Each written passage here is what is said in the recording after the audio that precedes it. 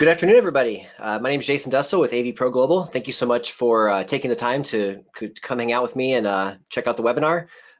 We had a session this morning that went really well, so let's get started. Again, my name is Jason with AVPro Global. Today's webinar is going to be on calibration in 2019 going forward. We've got a couple cool topics to talk about. We're going to dispel a few calibration rumors that maybe we've heard over the years. We're going to talk a little about HDMI 2.1. And really just what we're looking at going forward. I'm happy to be here, and I'm glad you guys could make it. So let's take a look at the PowerPoint. And today,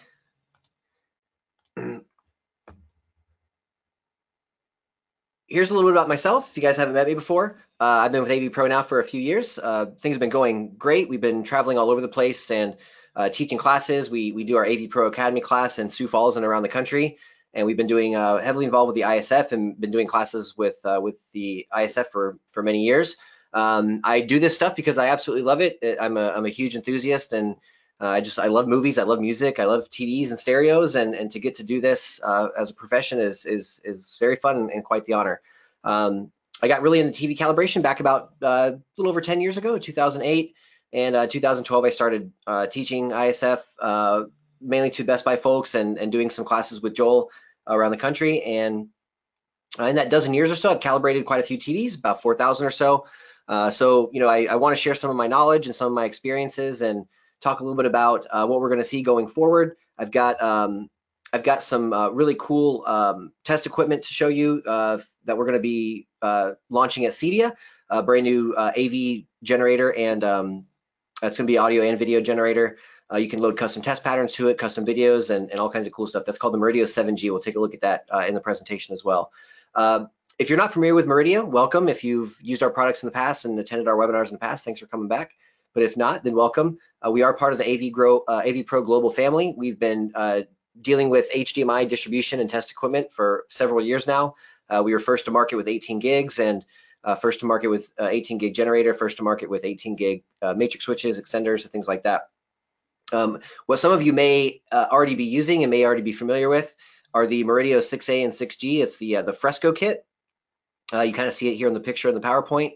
This is a fantastic kit if you're going to be troubleshooting systems. If you're an integrator and you're doing long wire runs and doing distributed systems and building racks and things, you know, nothing's worse than trying to track down a problem and troubleshooting, and you're just spending tons and tons of time just trying things to see if they work, and, you know, taking out players and putting in players. Maybe that's going to fix it. Turns out that doesn't fix it. So being able to have tools to troubleshoot distributed systems is very helpful. The Fresco kit stands out because not only can we use the 6G generator for troubleshooting and sending out test patterns with 18 gigs and all flavors of HDR, but we can also use the analyzer to do things like EDID reads and mimicking the displays. And if you need to do troubleshooting end-to-end from source to display, it's a fantastic kit to go with. We're also famous for our Fox and Hound troubleshooting kit, which is very similar to the Fresco 6A, 6G. A little smaller, doesn't quite have the full calibration functionality that the 6A and 6G does, but it's still a fantastic kit for anybody who's doing any kind of integration work. So a few things that we're going to cover today. If you guys did not check out, if you weren't around last year for the 2018 calibration webinar, it is up on the AVPro YouTube page. Highly recommend checking that out. There was a lot of new information last year, and that particular webinar covers quite a bit of it. Not a ton has changed last year to this year, but a few things have, and we'll cover those things today. We're really looking forward to HDMI 2.1. We're going to talk about some calibration rumors that have been floating around for a few years. We took a poll on one of our Facebook pages to see what kind of things you guys wanted to talk about, and we've got some good answers for you. I do also want to mention a couple of brand new calibration discs that are out on the market. We've been using HDR 18 gig test pattern generators now for a few years. The problem was always that we didn't really have a test disc for 4K and HDR. You know, you could always look at a Hollywood produced movie or TV show or something like that, but you know, we finally have a nice couple of options, a couple of great options actually, for HDR and Dolby Vision test patterns, so we can test players and we can test infrastructure and test full systems. Like I said before, we will take a quick peek at the all-new Murideo 7G. Tyler Pruitt from Portrait Displays and myself will be at the Murideo booth at Meridia giving demos on the 7G and just giving overall calibration demos. So if you're going to plan on being at CEDIA, feel free to stop by. We'd love to see you. And then at the end of the webinar, we'll have a couple special guests. I've got Vincent Teo from hdtvtest.com and Joel Silver from the Imaging Science Foundation. So let's talk a little bit about what's different with calibration these days. Number one, we've never had this many different standards and this many different versions of HDR. So something that we're going to have to learn and be aware of and know, which products support which versions. And the last thing you want is for a client who has been doing their research and they really want Dolby Vision, and we set them up in a system that doesn't support Dolby Vision. And depending on the TV manufacturer that you go with and maybe the Blu-ray player manufacturer, we don't want to run into any of those problems. So knowing all the different versions of HDR and who supports them and what they do and what the differences are, those are going to be important. We've got a new one called from Technicolor, which has 3 different versions itself. So there's a lot of it out there. I don't see this going away anytime soon. We're probably going to be living in a world for many years with many different formats, but you know what? I really don't see a huge problem with that. In fact, I don't mind it at all, because we've been dealing with multiple versions of audio for many years, Dolby audio and DTS audio. So I don't mind having multiple versions of HDR, and they all have their pros and cons. And it's our jobs as calibrators, and if you're an integrator, it's your job as an integrator to know some of those differences. Metadata, it's something that we really haven't had to worry about before, but now we do. Metadata is it's attached to the video signal. It tells the pixels on the TV when to get bright, when to get dark, and what color to be. Without the metadata, we don't have any HDR. So understanding the metadata is going to be very important going forward as well. Also, one of the nicest things about HDR is wide color gamut. Knowing when to use it, knowing what displays can handle it and what displays cannot is going to be super important. I've noticed that there's a lot of colors on TV now that I've never seen before on TV, such as like safety vest yellow and stuff that you see like in construction sites. You see those kind of almost neon colored orange cones. Those are the kinds of colors that we're seeing on TV now. One of the Planet Earth discs has a coral reef episode, and the colors on there are unreal. We've never seen these before on a TV. So understanding how to activate wide color gamut and when to use it and when it's appropriate is going to be an important thing too. Bit depth. For HDR, we want to be 10 bits at least. That's going to eliminate a lot of color banding. It's very obvious when you see color banding in the background of a scene of a movie. Maybe you're looking at a shot of the sky or something. It's a really nasty artifact, and something we've dealt with in 8-bit for many years, but now with 10-bit and potentially even 12-bit in the future, those banding artifacts are going to go away, and the picture is going to look a lot smoother. Chroma subsampling, the chroma subsampling, bit depth, wide color gamut, the things we just talked about. These are all things that affect the bandwidth and the amount of signal that's coming through that HDMI cable. So, we have to get ourselves familiar with the differences between 420, 422, 444, and we have to know when to use them and when to not use them. If you're in a bandwidth-starved environment, maybe it's older infrastructure, older HDMI cables, you can't always get away with doing uncompressed color at 444. So understanding those types of things are really good. Something that we see a lot in distributed systems, we have multiple sources with multiple signal preferences. So maybe you do have a distributed system with a cable box that's 1080i, and maybe you have a 720p TV up in the kitchen. Maybe you have a 4K UHD Blu-ray player and the 4K UHD Blu-ray TV rather in the living room. So being able to handle different sources and different kinds of signals and a distributed system was really one of the main reasons why we launched ISF Level 3 last year. Or in 2017 rather. Just getting the picture to the screen was causing headaches everywhere and still does today. EDID management, again, 2-3 years ago was something that we really didn't have to worry about. Understanding EDID and how to read it, how to use the tools so you can read EDID and mimic the display helps you a lot with troubleshooting and helps you with getting HDR and Dolby Vision and things like that to the display. We have to understand system bandwidth limitations rather. We have to know when to use 4K, when not to use it, when the system can handle 18 gigs, when HDMI cables can handle 18 gigs. Some of the test equipment is going to be able to help you understand that. And just distribution failures, all these things that we just talked about on this slide are the main reasons why we do the ISF Level 3 class. it doesn't really help us too much to calibrate the TV if we can't get the proper signal to it. So, these were some of the reasons that we sat down and developed the ISF Level 3 class, because some of these things we didn't have to understand in the past, we do now. So it's becoming more and more important. And if you guys are setting up even single room, single zone systems, and you're using extenders and things like that, then maybe you have run into some of these headaches. Real quick, before we go any further, I just want to point out that our marketing director, Tom Devine, he will be watching the chat box today. So if you have any specific questions through the presentation, feel free to type those questions in. Tom will do his best to answer those questions throughout the presentation. I'll check it periodically as well. And we'll leave a little bit of time at the end for some questions. And if there are any questions that we don't get to, don't worry, I'll take a look at those this afternoon, and I'll answer those questions for you guys individually. So one thing that's very interesting and very good for our world is with ISF Level 3, there's what's not different. Well, the physics and how our eyes work and how the TVs work, how the TVs make light, that's all about the same, guys. We're still worried about the four major parameters of picture quality. Number one, always being dynamic range. Simply explained, that's the difference between dark and bright. The bigger difference between dark and bright, the better. There was a reason that people love their plasmas for the black levels. People love the OLEDs for the black levels. Some of the higher end LCDs now have great black levels. So the darker we can make the blacks, the brighter we can make the whites. That's going to make a very good picture to our eyes.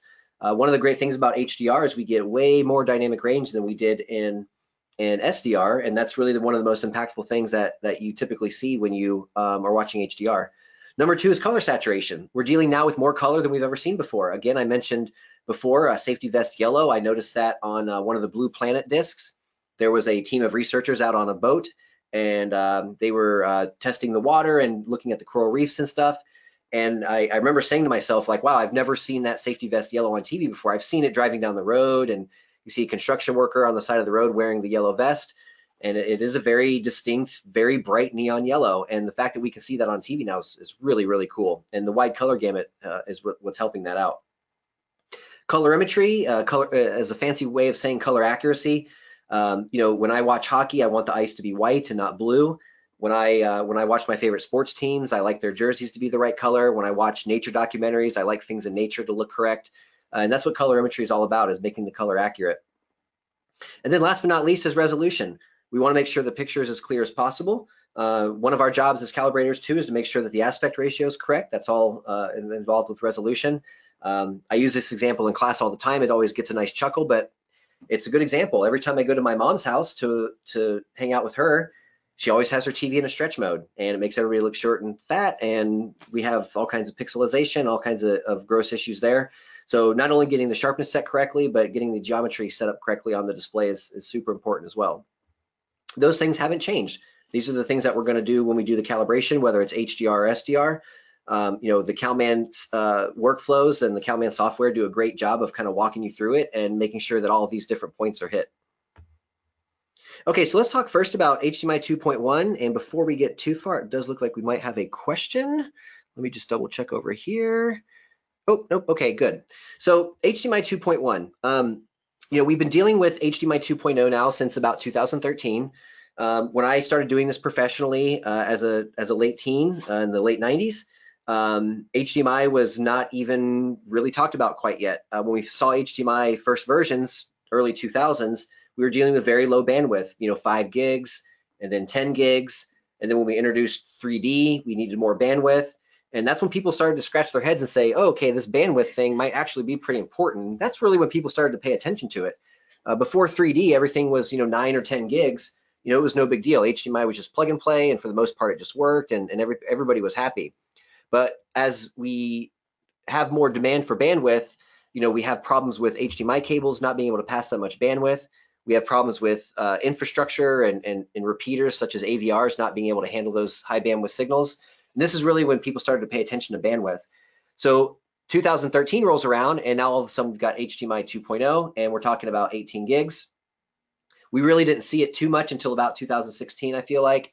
But it was like putting out a fire every day when this stuff first dropped, because tons and tons of people out there had 1 or 2 year old AVRs and 1 or 2 year old HDMI cables. They've ran extenders all over the house or all over the project, and they were having all kinds of bandwidth failures as soon as this HDR stuff started happening and the 4K stuff started happening. So we really started to pay attention hard to bandwidth right around then. And just when we got good at HDMI 2.0 at 18 gigs, we've pretty much got that under control now.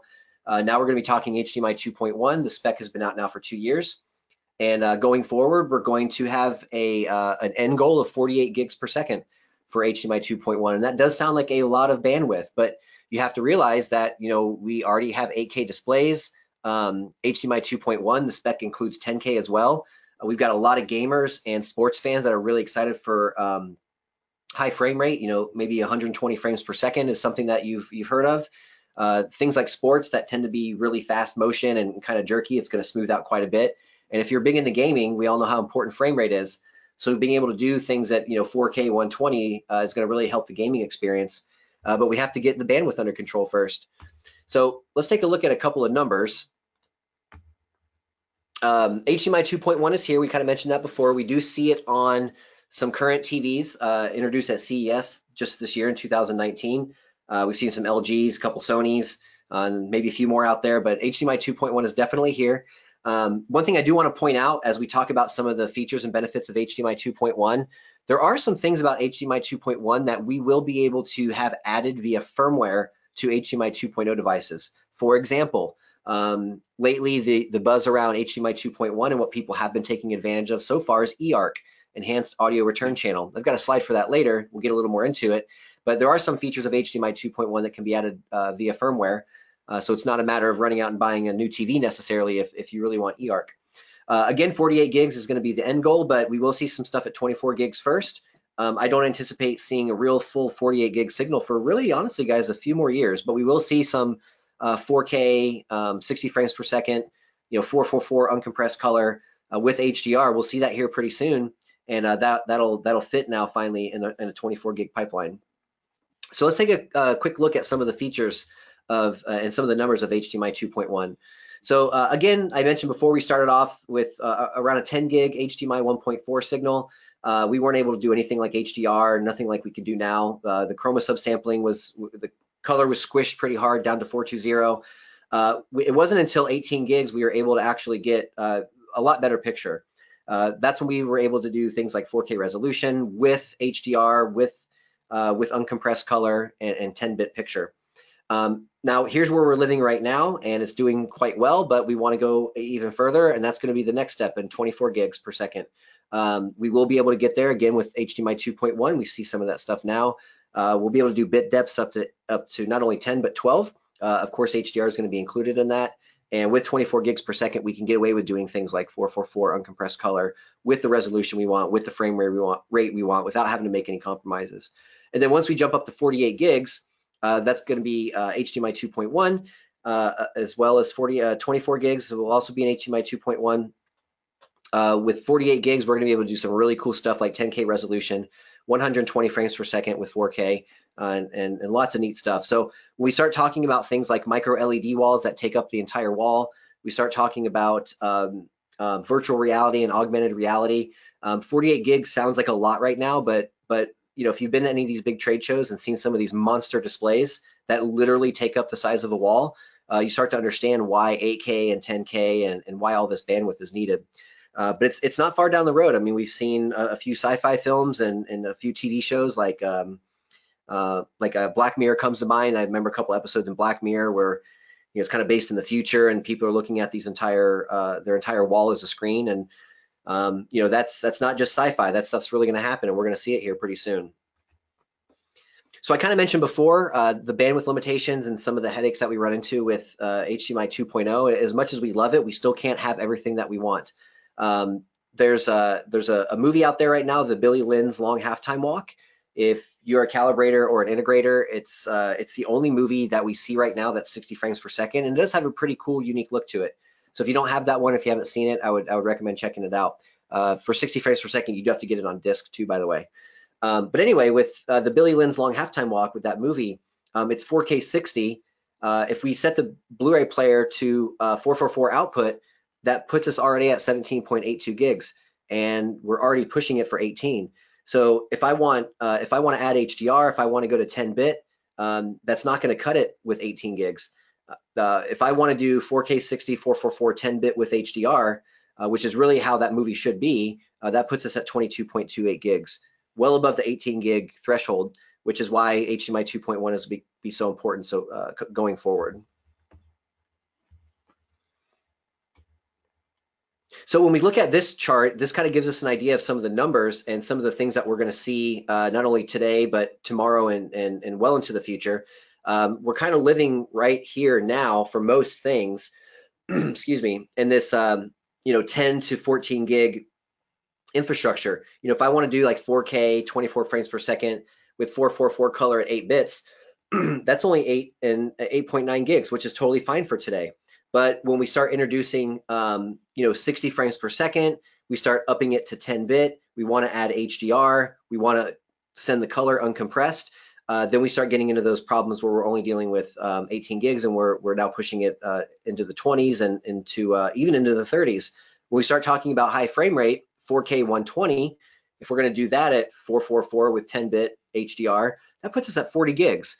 So as you see the pictures getting bigger, as you see the frame rates getting higher, as you see the color getting better and less banding and less artifacts, we need the bandwidth for it. Now, looking way off into the future, we start looking at things like 8K 24, which I think is going to be really popular for Hollywood. If we start looking at 8K 24 frames per second, if we do this at 444 uncompressed color, and we do that at 12-bit, we're already over the 48 gigs. So we're going to have to be very careful in the future about how we're setting up sources and setting up devices, just like we are today. The difference is, though, is that going forward, the limitations that we have now and the compromises we have to make now aren't gonna really be there. Now it gets really crazy way into the future, past HDMI 2.1. You guys see some of these numbers and some of these specs are already here. It's going to get really crazy. 10, 15, 20 years from now, we start talking about 10K 120 frames per second. Now we're pushing like 120 gigs. Now this isn't anything that we're going to see anytime soon, but it is something that we will see eventually. The next HDMI spec that we've seen is already 176 gigs. So as we're dealing with 18 today, 24 tomorrow, 48 next month, years from now we'll be dealing with 176. So again, this is way down the line. I just wanted you guys just to see some of the numbers and get an idea of what to expect going forward. So how are we able to get 48 gigs down an HDMI cable?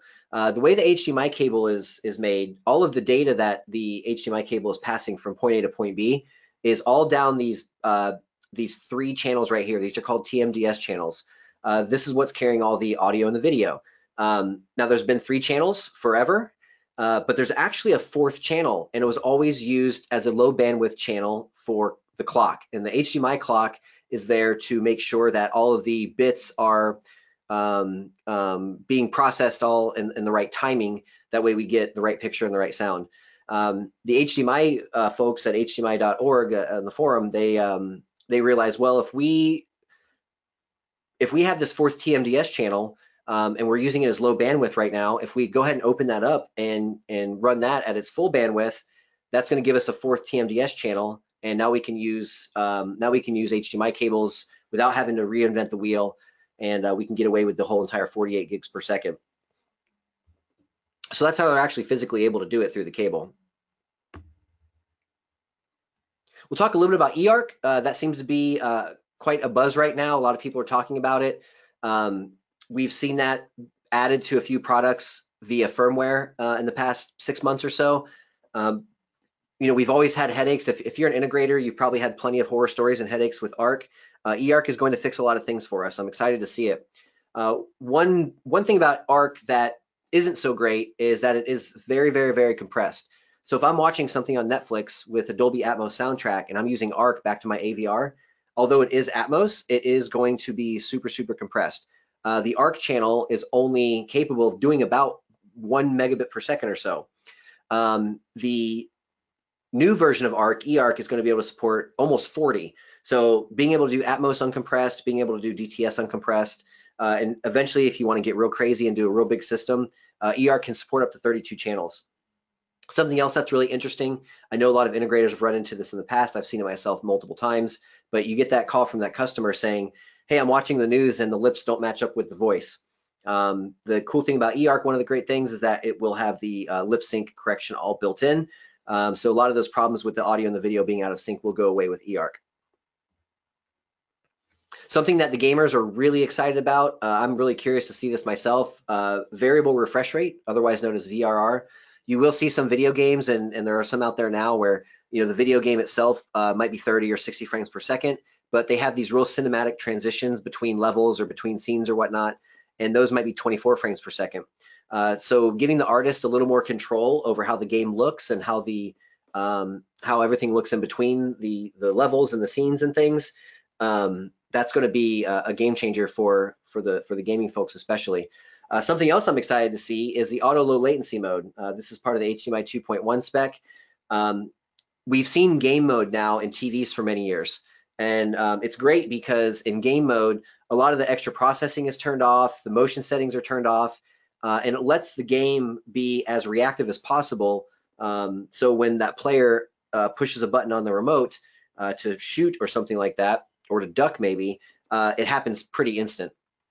And a lot of TVs, if you're not in the game mode, the latency is a little slow, and the game doesn't run as fast as you would really want it to. So auto low latency mode, what that's all about is, if I pop a game into, say, an Xbox, the TV will know that it's a video game and automatically switch over to the game mode. So it's one less thing for the end user to have to do, which I'm a big fan of. Something else I've noticed too, game mode on some of the newer generation TVs, the game mode has always been great to use for gaming, but it wasn't great for TV and for movies because you couldn't calibrate it. The white balance controls weren't there, or they were grayed out. There was no color management adjustments in the game mode, but nowadays you can do that.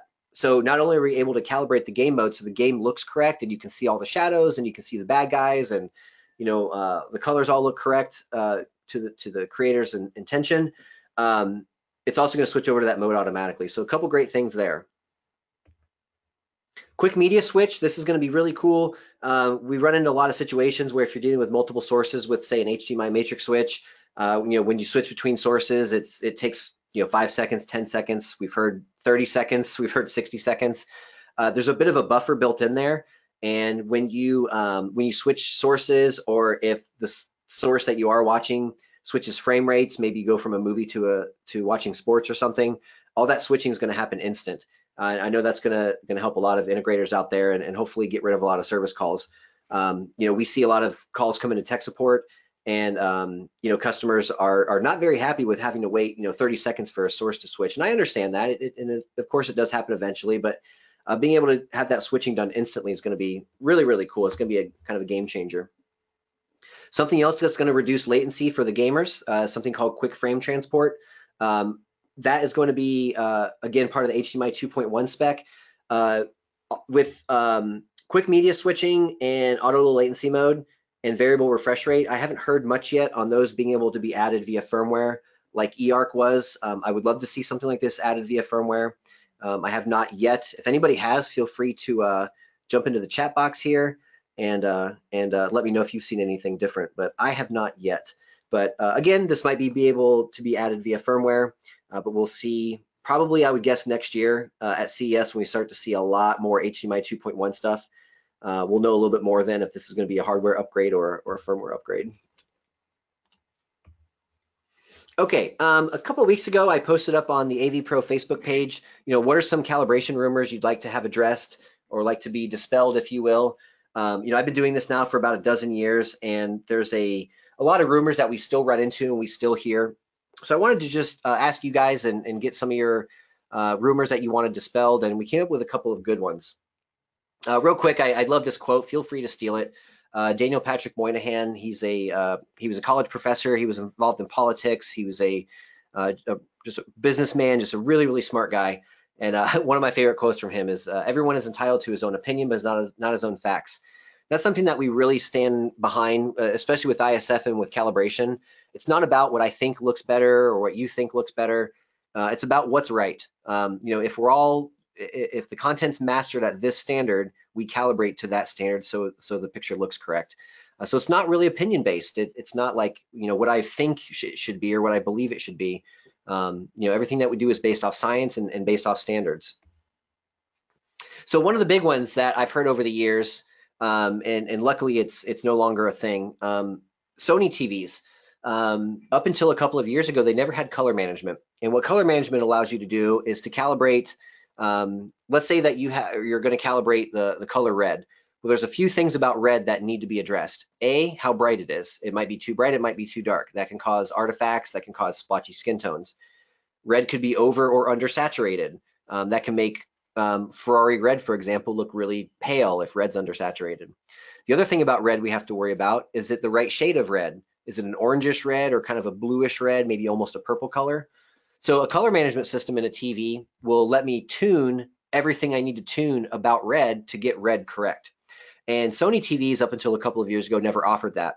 So a lot of people would put off or they wouldn't even bother calibrating a Sony TV. But here's what I'll say. There's still things to calibrate on a TV, even if it doesn't have color management. We still have to worry about the really important things, white level and black level. We have to match those to the room. We have to worry about the grayscale. That way, colors are accurate. We have to worry about resolution and aspect ratios and making sure the sharpness is set correctly. So just because the Sony TVs in the past didn't have color management, they still had lots of other adjustments that you could adjust and adjust really well. Actually, Sony's always been good at that. Now, in the latest generation of TVs that Sony's been producing, they do have color management. And in some cases, if you're calibrating those with CalMan, you can actually access a lookup table inside the TV. So not only can you calibrate the color gamut manually at 6 different points, like we've always been able to on other TVs, but the lookup table function will let you calibrate and really get the TV nice and accurate.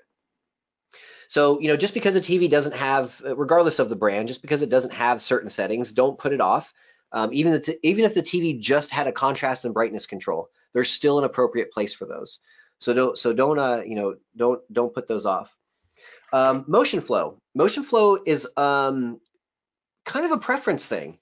The purists hate it. They always turn it off, but some people love it, and there's really no right or wrong answer here. If you're being a purist and you're being true to the director's intent, then yeah, we're going to turn the motion flow off. Tom Cruise came out about a year ago with this huge promotion about turning the motion flow off because it made the movies look really weird, and I totally get that. But if you have a customer who likes the motion processing, let them use it. It's okay. The best thing for you to do is show your customer a scene with the motion turned on, show them the same scene with the motion turned off, and just let them decide. Me, myself, I leave it off 99% of the time. That 1% of the time I do have it on is, here's a perfect example. I'm watching like maybe Dave Chappelle stand up on Netflix. That's all shot at 24 frames per second nowadays, all the Netflix stuff is. So when you're watching a stand-up comedy and the comedian's walking back and forth across the stage at 24 frames per second, those slow camera pans left to right make the picture look kind of jerky or juddery. So for a stand-up comedy on my own TV at home, I might turn the motion flow, in my case it's called True Motion because it's an LG, but I'll turn that on to like its lowest setting, and it actually does smooth it out a little bit. But when I go to watch a Hollywood movie or anything else or a TV show, then I turn it right back off again. But the point of it is don't just turn it off all the time. You never know, your customer may have bought that TV for that feature. Something we're going to talk quite a bit with Joel about a little bit later is that the one rumor is that there's no standards for HDR. There definitely are. There are some different implementations of tone mapping and how different manufacturers do it. But as far as like the specs for HDR and the white points and things like that, we definitely do have those. We definitely do have those at our fingertips. ISF certified TVs mean that it's calibrated from the factory. This is always an interesting one. That doesn't mean that it's calibrated from the factory. What that means is that the TV will have all the controls necessary to get a good calibration out of it. And in some cases, you can lock the settings as well. Most of the time, I'm a fan of locking the settings. We do have a lot of end users and customers out there who have no interest in going into the menu and picking up the remote and like I said, pick up the remote first, picking up the remote, going into the menu and changing modes and turning off motion and things like that. For a lot of customers who are not interested in that at all, it's a safe bet to lock the settings. That way there's no accidental resets or something like that. But I do have some customers of my own who do like to go in and tinker and they do like to turn the motion settings off and on. They maybe like to change the aspect ratio depending on what they're watching. I mean, there's a few cases where the customer may want to go into the menu and do something. So just leave it to them. If you can lock the TV, There's certain codes and certain ways to do it per manufacturer. We do have all those codes and all that information on file. So if you're not sure how to lock a certain TV that has an ISF mode, feel free to reach out to us, email me directly if you'd like to, and I'm happy to help with that. But just because the TV has an ISF logo on it does not mean it's calibrated from the factory. It just means that it does have the controls necessary. There's no way for LG or Samsung or Sony or whoever to calibrate it from the factory to your room when they don't know what your room is. So they get us in the ballpark. They all come off the factory line with the same kind of generic presets and settings, and then the calibrator's job is to go out and fine tune it for that customer's environment. I do want to touch on the blue filters just a bit. When I started calibrating, we still had some CRT TVs out there, so these color filters were still being used heavily. They worked great for tube TVs and for CRTs, but they don't work so well for OLEDs and LCDs and LED backlit LCDs. So if you still are using one of these color blue filters, you're probably going to end up with incorrect color and tint settings. Now, the good news is that there's still a way to do it correctly. There's not going to be a blue filter that you hold in your hand and hold over your eyes. The filter should be hopefully built into the TV. The screenshot here is from an LG TV in the either the picture options or the advanced settings menu. There's a color filter menu. That's what you see on the screen.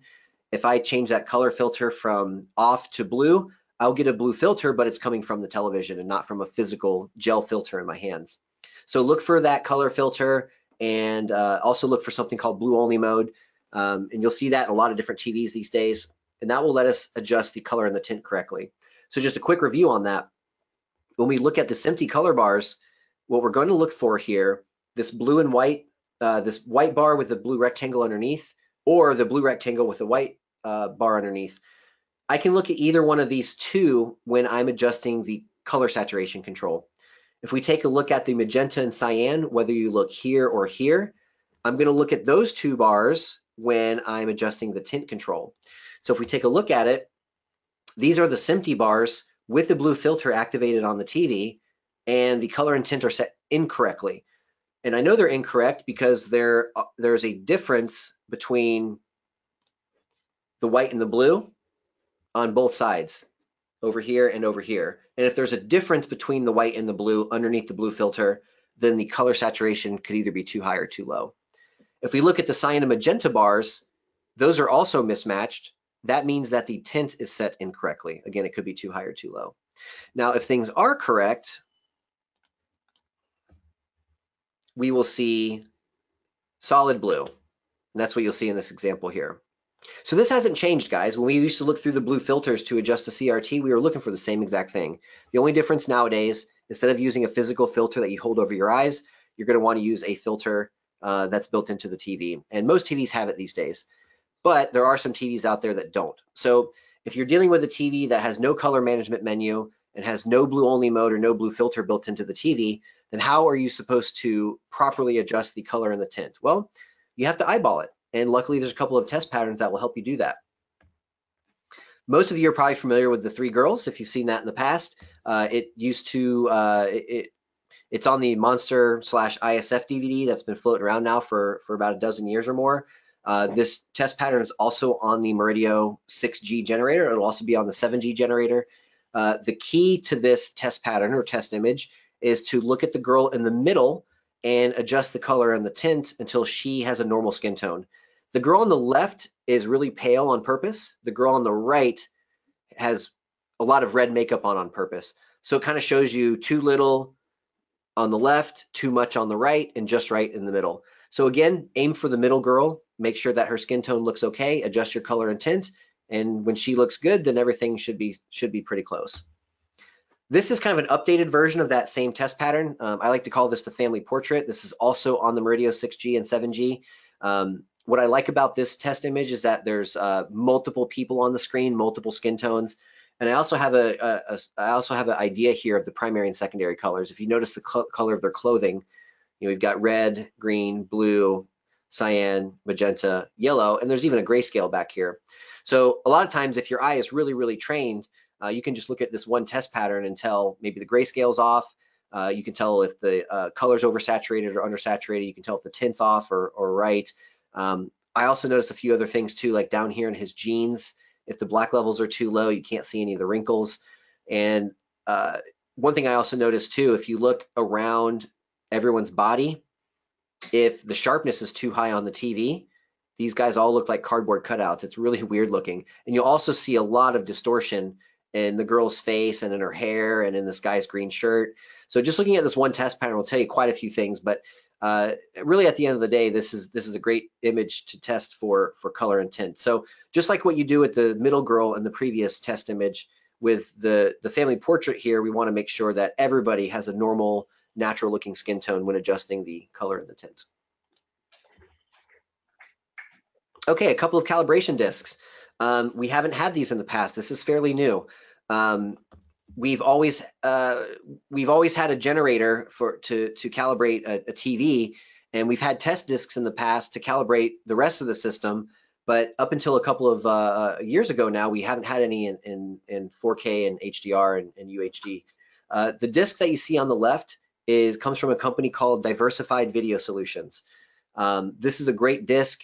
You can also opt to download the files as well, because let's face it, not everybody has a player anymore. But if you do need to test that system, you can always use the digital files. This is version 2 of that disc. It is available online. Again, it's Diversified Video Solutions. The disc on the right is brand new, hot off the press. This is the 3rd edition now of the Spears and Munsell benchmark disc. What I like about this disc is in both discs, really, they have excellent demo footage.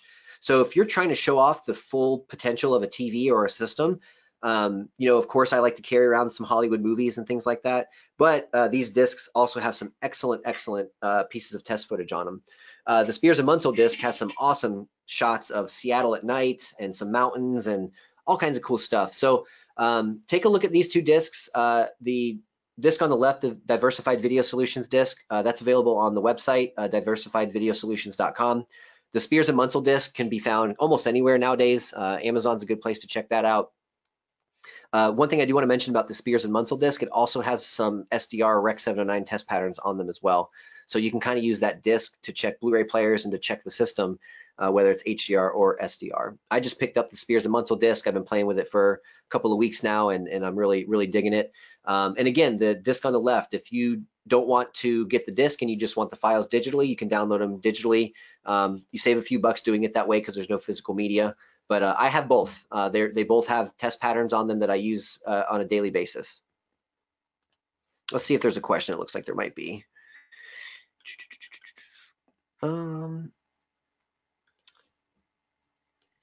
Let's see. Looks like Kristen has a question.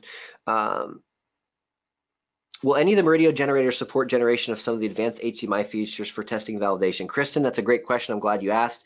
We'll talk about here in just a moment the Murideo 7G generator. We can test things like ARC and eARC with that. So yes, you're absolutely right. Let's see if there's anything else here. Charles says, with all the new formats that are being introduced, how do you calibrate a client's TV by hand using the AutoCal system? If he wants ISF day, night, HDR10, HDR10 game mode, Dolby Vision game, how do you keep it affordable if done by hand? I'd prefer to do it by hand, but would that take too much time? Charles, good question. And this is actually something I've been really dealing with in the past couple of years, especially. If somebody rings me up for a calibration, they might need a day mode and a night mode. Of course, we want to calibrate the HDR as best as we can with what we have to work with. Same thing with Dolby Vision. Maybe they also want to calibrate a game mode. Now you're talking, 3, 4, 5, 6, maybe potentially calibrations on one TV, and you start adding up the time that takes, and yeah, you could be there for several hours.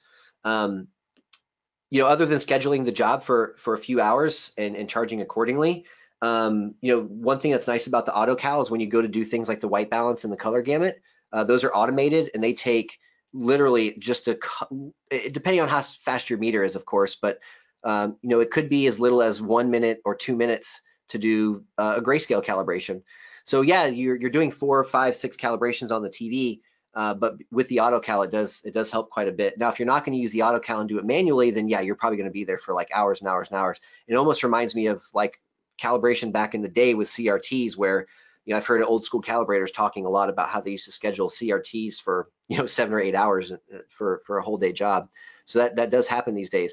Now, one thing that we're really excited about and really pushing forward, we really want eventually, you know, and this is something that we're looking forward to in the future. I don't see it happening anytime soon, but what I would love to see, and Joel's mentioned this before too, I would love to see a situation where I just calibrate one mode on the TV, that's not the right way to say it. Well, let's say it like this, where a situation where we calibrate the grayscale on the TV one time, and that covers all modes, SDR, HDR, Dolby Vision, et cetera, et cetera.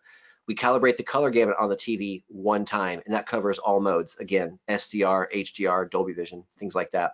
So maybe we'll get there one day. We're pushing for the manufacturers to do it. When we meet with the manufacturers, that's one of the things on our wish list.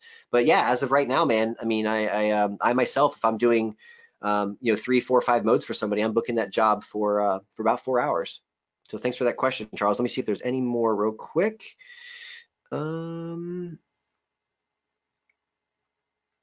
Ted says, blue only mode is not always reliable. Using blue only mode on my LG TV grossly yields the wrong colors. Ted, that's an interesting point. I wonder if that's a color decoder that could be better, or maybe a blue only mode that's wrong. Ted, if you want to, feel free to shoot me an email after the webinar. I'm curious on what model number that might be, and maybe that's something that we can you know, reproduce ourselves. And if that's the case, if the blue only mode on that particular TV is no good, you know, not the end of the world. We still have other ways to calibrate the color and the tint. Just right off the top of my head, I would say if you do have a bad blue only mode, or it just doesn't look right to you, then I would go back to maybe just manually calibrating the color and the tint using the skin pattern, the skin tone test images, like the 3 girls or the family portrait. Okay, cool. Thanks for the questions, guys. Okay, moving on. This is the Murideo 7G generator. Let me pop open my webcam here, and I'll give you kind of a live action shot of it. So here's the generator itself. Go ahead and turn it on so you can kind of see it here. Sorry, there's a little bit of a glare coming, but I hope you can see it. Got a nice big high definition 7-inch screen. It is handheld. On the back, you'll see a bunch of connections that we will talk about here in the next couple of slides. This is a great piece of equipment for not only calibrating, but if you're also doing a lot of testing and verification.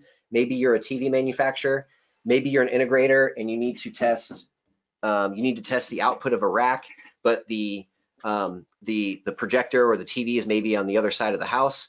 That kind of stuff happens all the time. So one thing I love about this generator is, if you notice right here, I've got an Ethernet port.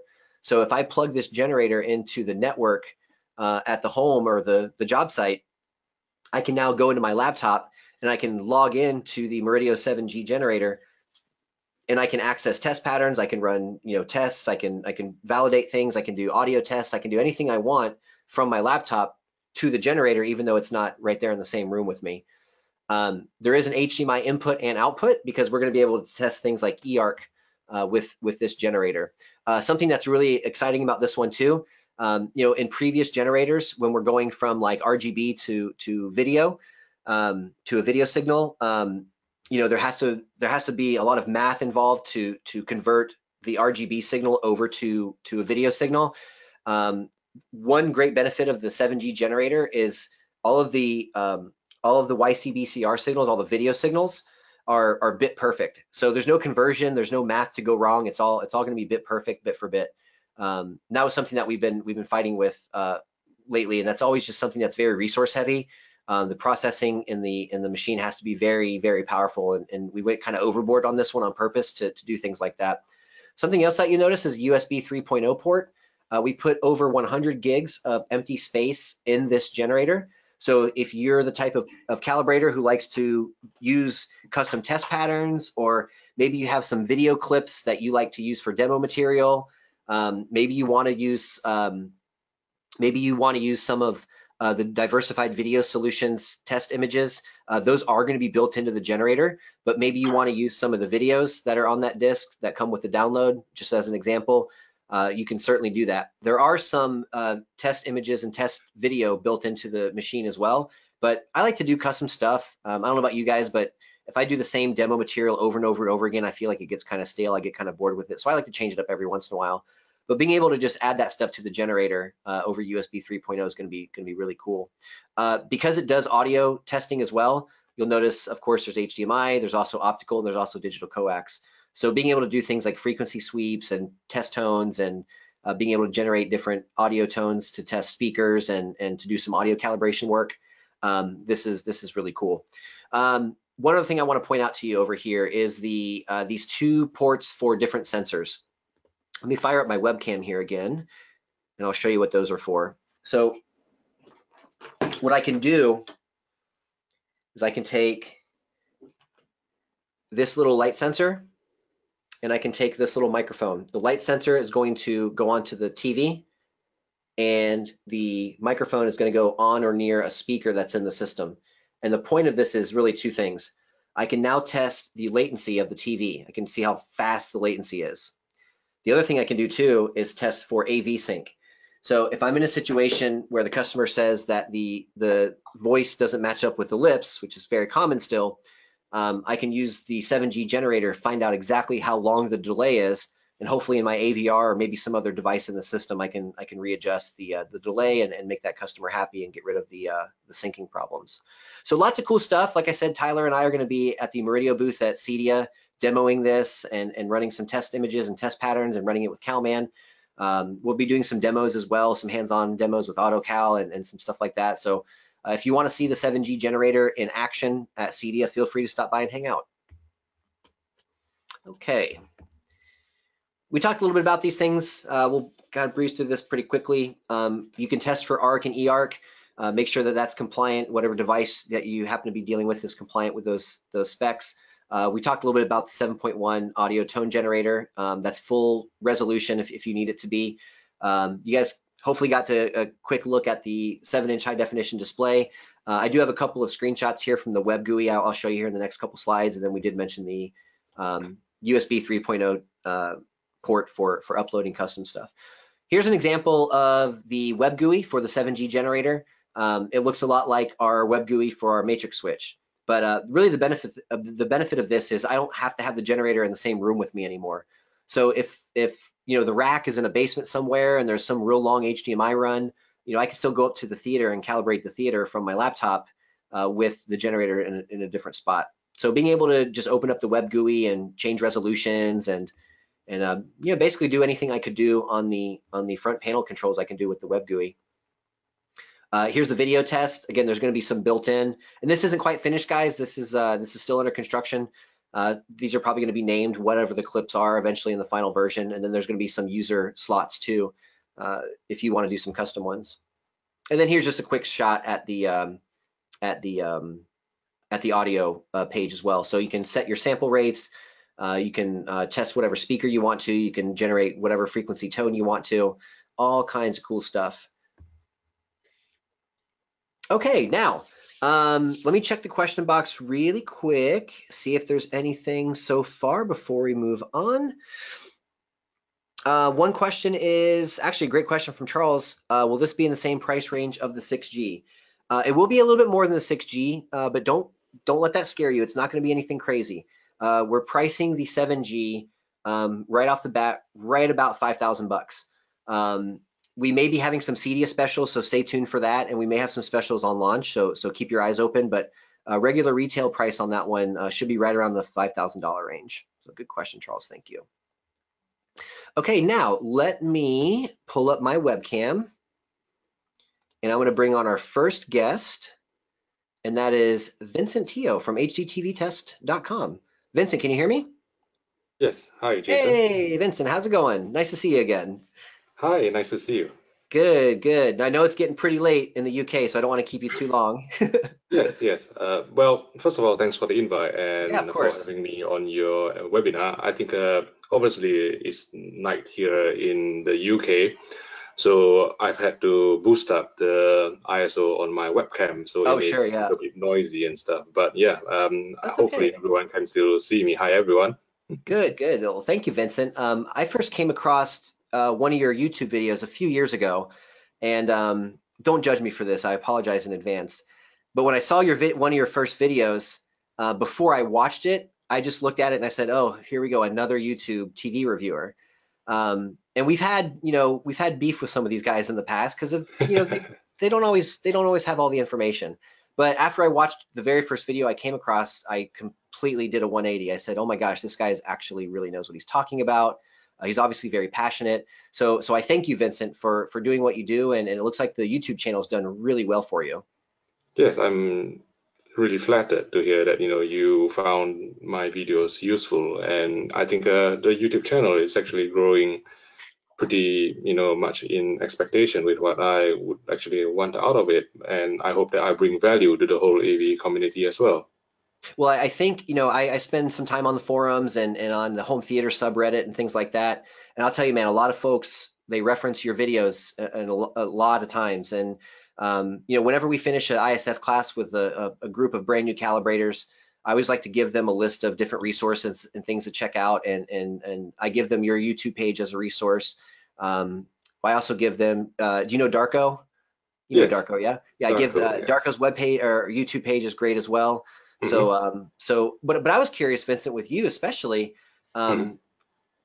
what got you into calibration? I've told my story many times. I was a little kid growing up with my grandpa fixing Mhm. TVs. He had a TV repair shop, and that's kind of how I got my toes dipped in, if you will, many years ago. What about you? How'd you get started in this world? It all started with HDTV test, really. So back in 2007, I launched this website called HDTV test, and at that time in the UK, there wasn't any other publications who were reviewing TVs in a technical manner. And by technical manner, what I mean is that we calibrate the TVs first before passing judgment on the picture quality, because I firmly believe that you can't judge a TV by its out of the box picture preset. Very You true. might as well just go into Curry's, into one of the departmental stores, look at the really overbright, oversaturated, really blue picture with all the edge enhancement and noise reduction turned on, with the motion settings turned on to Right. max. And it's not easy to actually make a proper judgment of picture quality in that sort of condition, which is why I decided that we need a publication in the UK to address that. So that was HTTV test, and calibration is obviously a big part of it, because how else would you know that the picture settings are correct? How else would you know that the colors are accurate?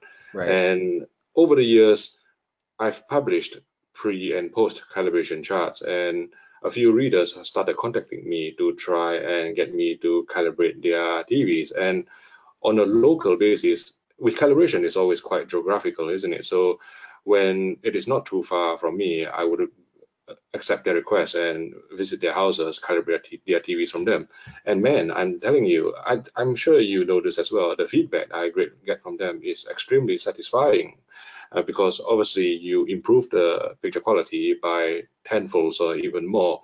They actually get to appreciate their TVs, get to enjoy even better picture quality. And the feedback I got prompted me to start marketing my calibration services in a more prominent manner. And here I am now talking to you. That's great, man. It's awesome. I have to agree with you. When you give that customer a really good demo after the calibration, Yes. and I mean, I'm sure we all do it differently, but maybe this is similar. You can tell me. But I'll pull up an image. Yeah, I've got a handful of discs. I've got a big book of discs I carry with me, and I've got Hmm. some really good scenes that I know in my head that will show off the Hmm. calibration really well. So Yes. I'll pull up a scene. I'll press pause.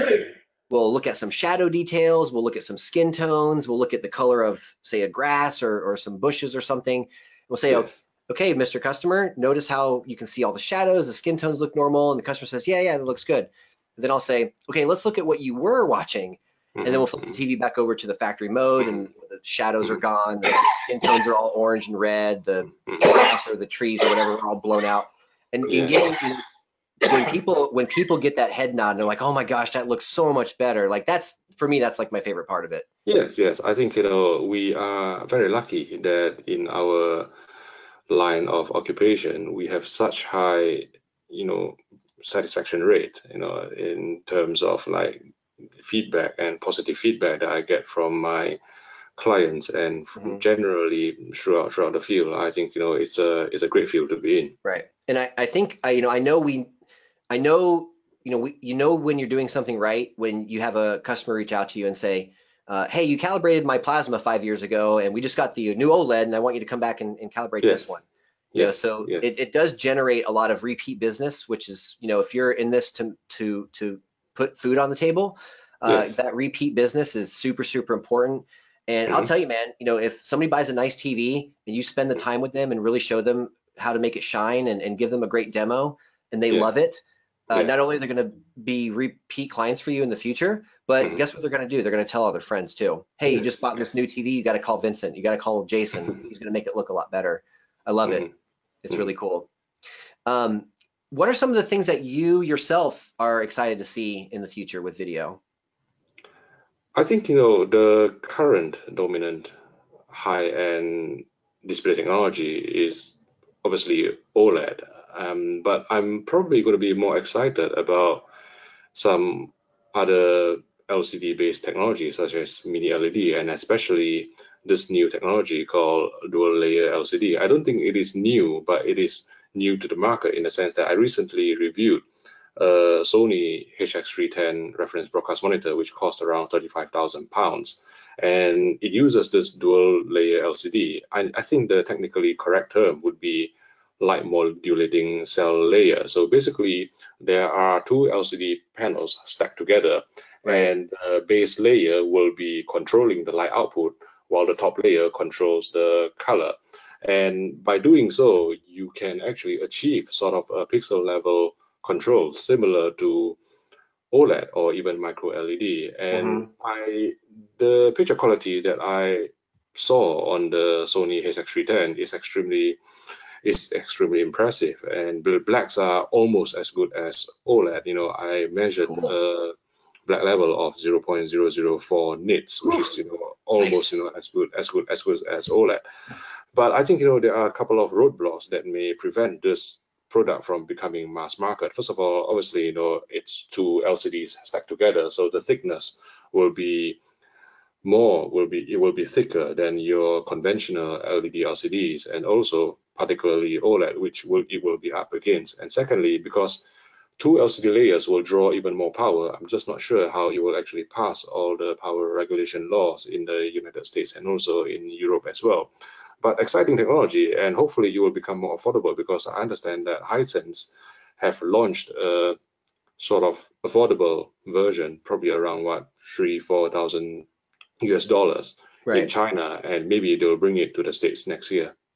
There was a Hisense at CES that, and I don't know if it was a dual layer LCD or.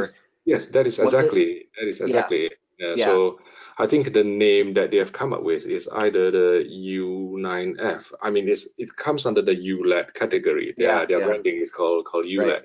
So it may be the U9F or U9E, but again, when it arrives next year, knowing how TV brands are, the model number will probably change. I know you've had a lot of hands-on experience with the X300.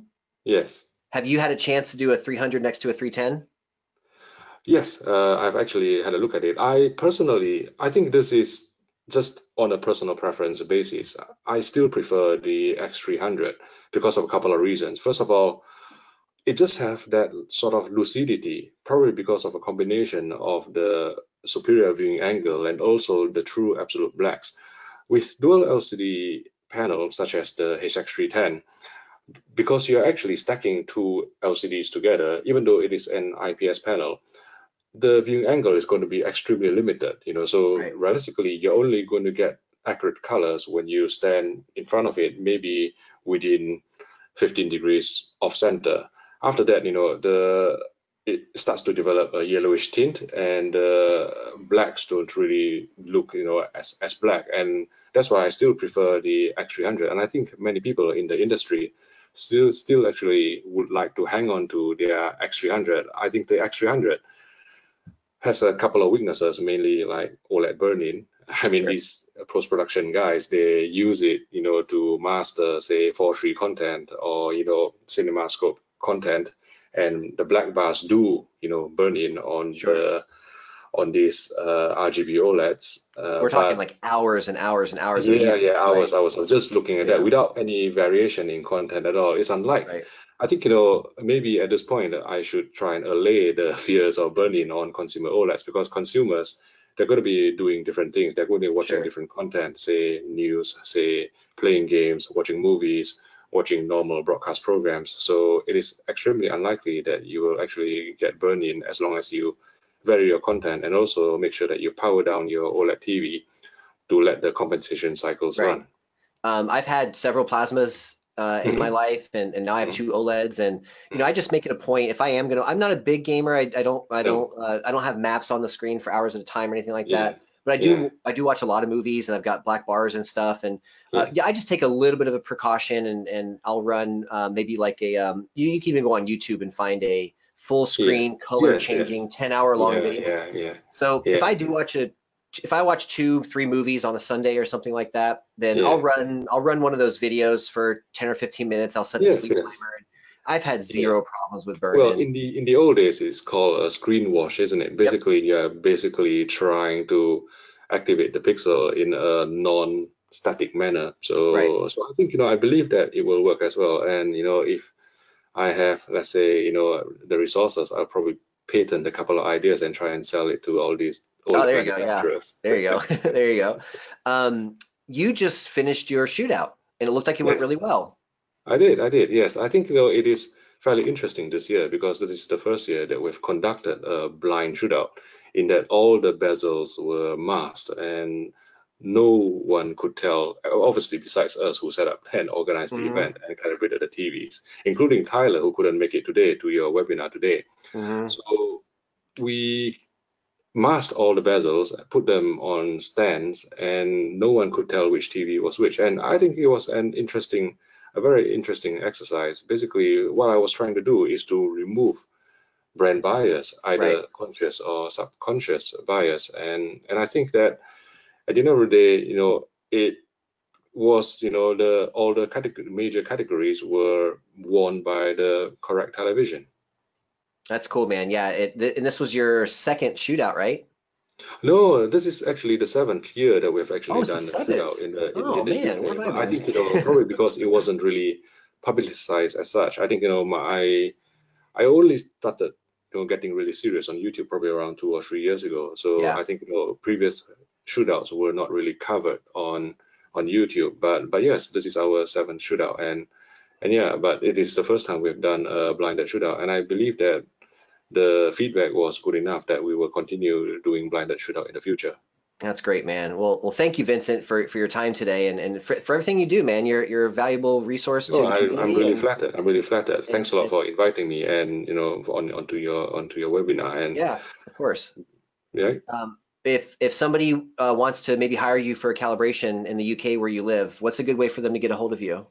I mean, I'm on most of the social media platform. I'm on Twitter, I'm on Instagram. I think the easiest is probably just to try and send me a direct mail on Instagram, because it's easy to remember.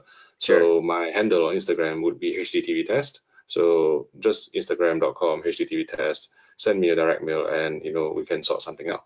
Okay, great. Well, thank you so much, Vincent. Good night to you. Right. And we'll talk again soon. Okay. Right. Thanks, Jason. Cool. Thanks, Vincent. Bye. See ya. Okay, that's awesome. Vincent is the man. Okay, cool. So let's bring on our, there's Joel. Actually, Joel, you want to say hi to Vincent real quick?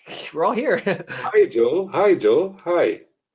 Oh, let me get Joel's mute here. Sorry. And there we go. How are you? I'm fine, thank you. Nice to see you. Last time I saw you was Master Series launch in New York City. It was great. Yes. I'm sure we'll meet each other very soon again. Excellent. Again, congratulations on the shootout. I want to commend you on one other thing on the shootout. You are very clear to make sure people couldn't be judging TVs looking at their webcams with your camera, and all the obstacles between precision video going over lines to internet. We had a number of people making comments about what they saw online, and they didn't agree with the judges.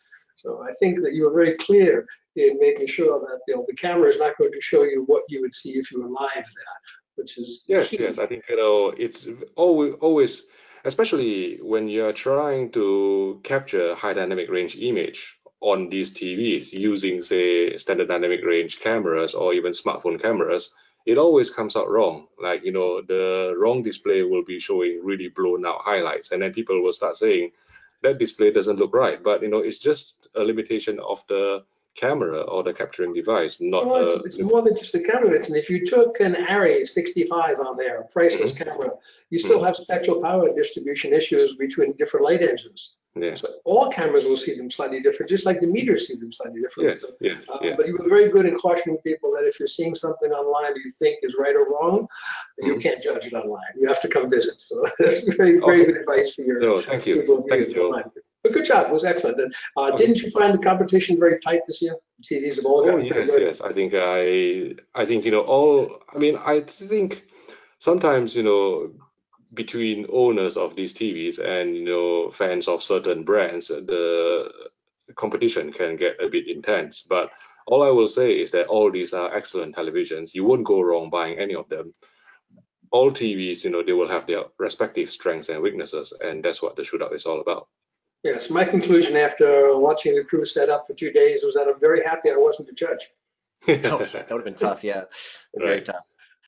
Excellent. So thanks for joining us on this. This is wonderful. Good to see you. Great. Nice to see you, Joe. Okay, thanks, Jason. All right. Yeah, bye, Vincent. We'll see you later. Okay. Awesome. Excellent. Hey, Nice Joel. job, Jason. You covered a lot of ground. It was great. Yeah, he he's one of the guys that if there's a new panel out that I haven't gotten my hands on yet, he's his YouTube channel, he's got new panels like the day they come out sometimes, and very quickly at least. So if it's a new panel I haven't got my own hands on yet, I'll go watch some of his videos. He's excellent. Well, it's a pleasure to have an industry, not just being a good calibrator, he communicates very well, he does a great job. So yep, that's good. We're fortunate to have a number of talented people around the world, helping carry the torch to increase awareness of what good TV should look like and what calibration does, and just how good the market is and how exciting it is now. Does it kind of blow your mind a little bit to see how far all this has come in the past since 1994?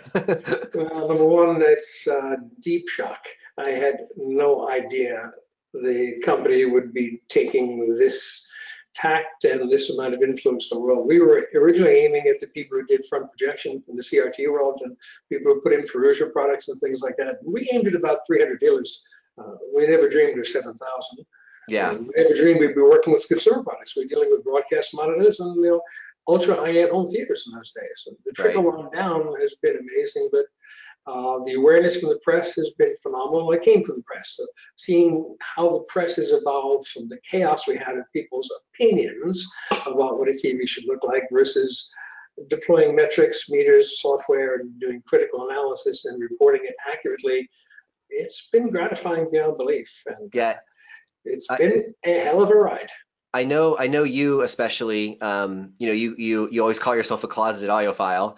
It's funny too, because that kind of fits me too. As much as we're into video, I love music. And the thing with audio that's always been kind of funny to me is there is a lot of like subjectiveness to it, where some guy hears it one way, another guy hears it another way. But the cool thing about video is it's like, look, this is the correct grayscale. Look, it's right, it's right here on paper. We measured it. That's correct.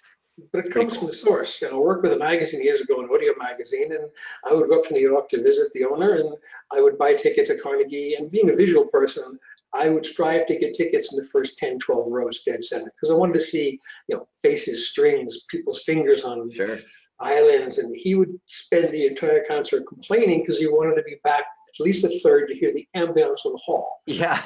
If we couldn't agree on where to sit in Carnegie, we certainly wouldn't agree on the perspective that a loudspeaker put out. Right. Yeah. But you go look from the first row to the last row of the movie theater, color's the same. Mm-hmm. That's true. And the screens they use, viewing angles, the color's the same.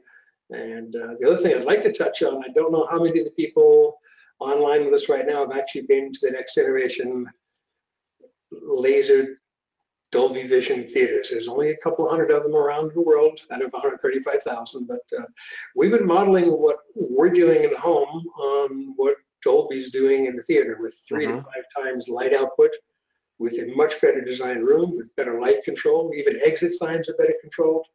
And they've done a fabulous job of pointing to a possible future for theatrical display that's much more dynamic. And that's the intriguing part about this era.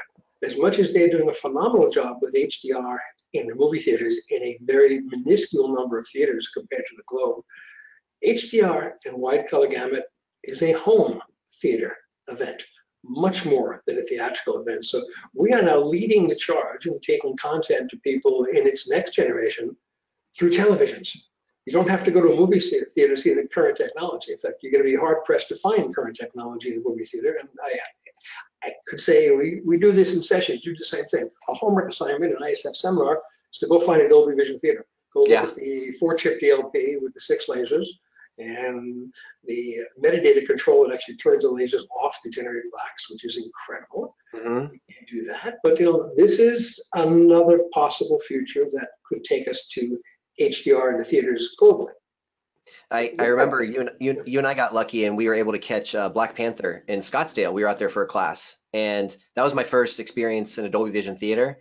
And I mean, you and I were nudging each other like, "Ooh, look at that, because I've never." You were going to hurt the chair. You were gripping the chair pretty hard. Yeah. Well, dream scenes. I've never seen that color. And by the way, you had never seen that color electronics. Right. It was the first time you saw it. When the image in that particular movie, there's a scene where they're in a nightclub, and there's a character in the movie wearing a very deep saturated red dress, and her dress was still deep saturated red in a nighttime scene, and that's really difficult to do. And I was completely blown away by it. It was very cool. Well, a lot of it is simply power. So one of the things we're challenged with right now, and I know you had a job on my side of Florida last week where you're looking at a projection system with a much too large a screen on much too small light engine, and it was dull and it was not dynamic. Dolby's getting 3 to 5 times light output of the average movie theater. That's a good start. Yeah, that's a good place to start. Yeah. One of the things we're finding, and I'll be talking about this at CEDIA, if you're a custom integrator and the budget for the chairs is larger than the budget for the projector, you've blown the install. You do not have a dynamic picture. You need light, you need power, and you need to be able to generate something dynamic beyond anything you've ever done before to get HDR to work on a projector. Now, if you do a good job on light control, you've got one of the high-end OLEDs or one of the really nicely designed LED devices where the AI is doing the dimming, you can get some pretty remarkable pictures out of competing technologies in the home. And one of the things that really impressed me, going back to our New York shootouts, so what Vincent did, we had 2 TVs side by side. One was a Dolby Vision capable OLED. The other was a HDR10, not a Dolby Vision capable, LED technology TV. So we actually used 2 of the new Panasonic Blu-ray players. One we set up, of course, HDR10. The other was set up for the Dolby track on the disc. So different layers were playing, different technologies were displaying it, different manufacturers are there. In one sense, the AI in the TV was doing what they could do for tone mapping and local area dimming, and the OLED was following the Dolby Vision instructions. So they couldn't be more different from machine or content, and the pictures were remarkably close to each other. Oh, wow, that's cool. I mean, we all sat there and our jaws dropped. Now you're calibrating, and you've done this like I've done it so many times. You're looking at the results, you're saying this is probably going to look good, but when the picture is finally on the screen, and we're looking at Aquaman. I won't testify much to the movie, but we're using Chapter 9. It's a rather striking looking disc. It was gorgeous on both TVs. Yeah. Different content, different layers, different technologies, great looking, and they look close to the same TV. That's cool. Do you have any thoughts on, as we look at new technologies? I know there's Samsung's talking OLED. LG has a new assembly line that they announced about a month ago where they're going to be making big OLEDs. And we've seen micro LED now for the past few major trade shows. Do you have any thoughts on what those big dynamic displays are going to do to projection systems? Well, actually, I was invited to come to an opening in Korea, my first visit there. I was sitting at the demilitarized zone. And on the top of the plant, they've got, the type of binoculars you see in the Grand Canyon. And we were waving at the people in North Korea across the DMZ because they also built a plant. Yeah. There's not much going on there with military action, but there's a lot of manufacturing. The compromise I saw is a major issue for getting OLED large size screens. And I won't give you the actual size that can be made in this plant. I don't think they release that information, but it is beyond any expectations you've seen for a TV set. The only problem I foresee is it's got to be rollable once because you can't get this in an elevator or through a door. Yeah. So it is huge. Now, to answer your question properly, at the Master Series launch for Sony in New York, we had lunch with someone from Sony Pictures. They wanted some feedback on what we thought the upcoming TV sizes would be in the future. And I said, I can't answer that question. You've asked the wrong question. They said, oh, I need to know what we should be thinking of in the long-term future for TV sizes. I said, well, you shouldn't be thinking TV sizes. You should be thinking room sizes. Room size, yeah. We're going to fill the wall. Now, Mm-hmm. I can't tell you the technology we can do with, I've got a 17-foot wall right now, and there is a TV set I want to fill that wall. I'm a little light on the finances to buy it because it would cost more than my house. Yeah. But we can do it at price on object right now with 1,000 nits, P3 color, and good blacks. And you probably know the wall we're looking at. It's luster. Oh, yeah. And we're putting one on a boat as we speak right now. So it's the right technology for a boat at 1,000 nits. Yeah. But prices tend to trickle on down. Sure. And that's a hand-assembled item. So between different OLEDs, rollable OLEDs, long OLEDs, cubes that come together like Legos, Yep. we'll fill the wall one day. So You know, the room size, and maybe some of it will be 10K, but we'll watch most of our movies smaller.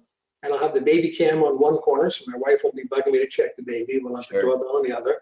I'll have stock market alerts on one corner. If the movie's captivating, I'll wave my hand, and the gesture will fill the screen. Yeah. Yeah. But speaking on price too, I mean, the first plasmas I ever dealt with as a brand new home theater guy, you know, when I was in my late teens, we were dealing with $40,000 plasmas. So, you know, it'll come down.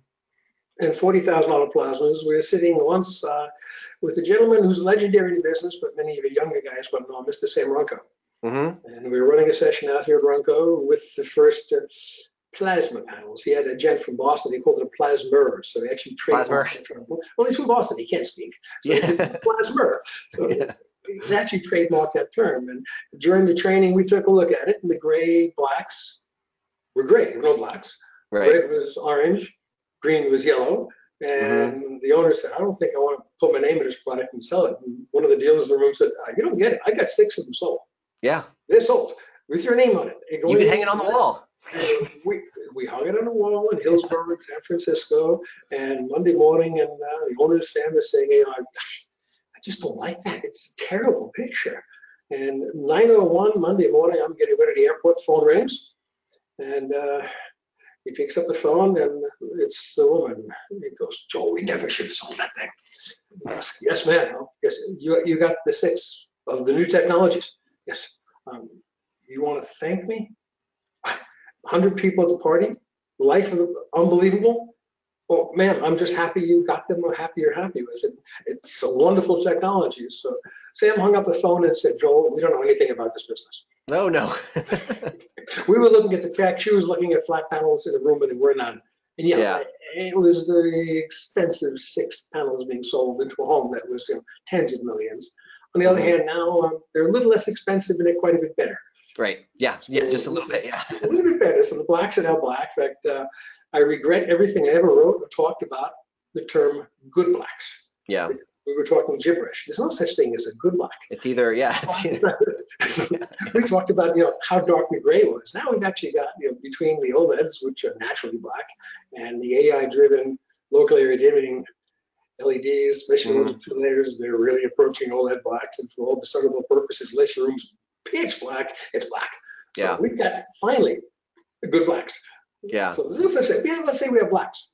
We never had that before. There's something really cool about when if I start maybe a movie or show on Netflix, you know, the wall behind my TV on both my TVs is in the living room it's dark, and the bedroom it's black. And when that Netflix logo pops up and it's just super saturated red and there's nothing else there. Oh, it's so cool. The side is dark gray, and the other one's really dark gray. And yeah, when there's dark on there and the room lights under control. But if you think about it, we used to have with the plasma displays, even the illustrious Kuro, which is the dream display. Sure. If you were lucky, you had 120 nits. Yeah, very lucky. Yeah. And the blacks were kind of like good blacks, but they weren't black by any means. So now we're dealing real blacks, and on the weak light output HDR TVs, 700 to 800 nits. Right. So blacker blacks, 7 times brighter, and we just had one in the lab. It was over 3,000 nits. Yeah. Yep. So, and I know we're pushing 4 on a panel or 2 now, right now, too, right? Not delivered yet, but we're pushing close. Yeah, it's close. It's close. And what we really need is more reference monitors coming from the studio side. at 4,000 nits, because the Dolby Pulsar is a wonderful machine, but you can't buy tons of those things. And it's liquid cooled, right?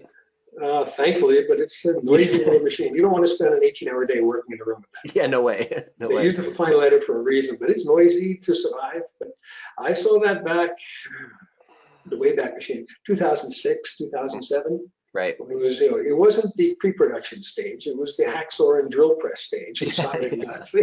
Yeah. These were mad scientists, and you saw it, and you really wish you had not.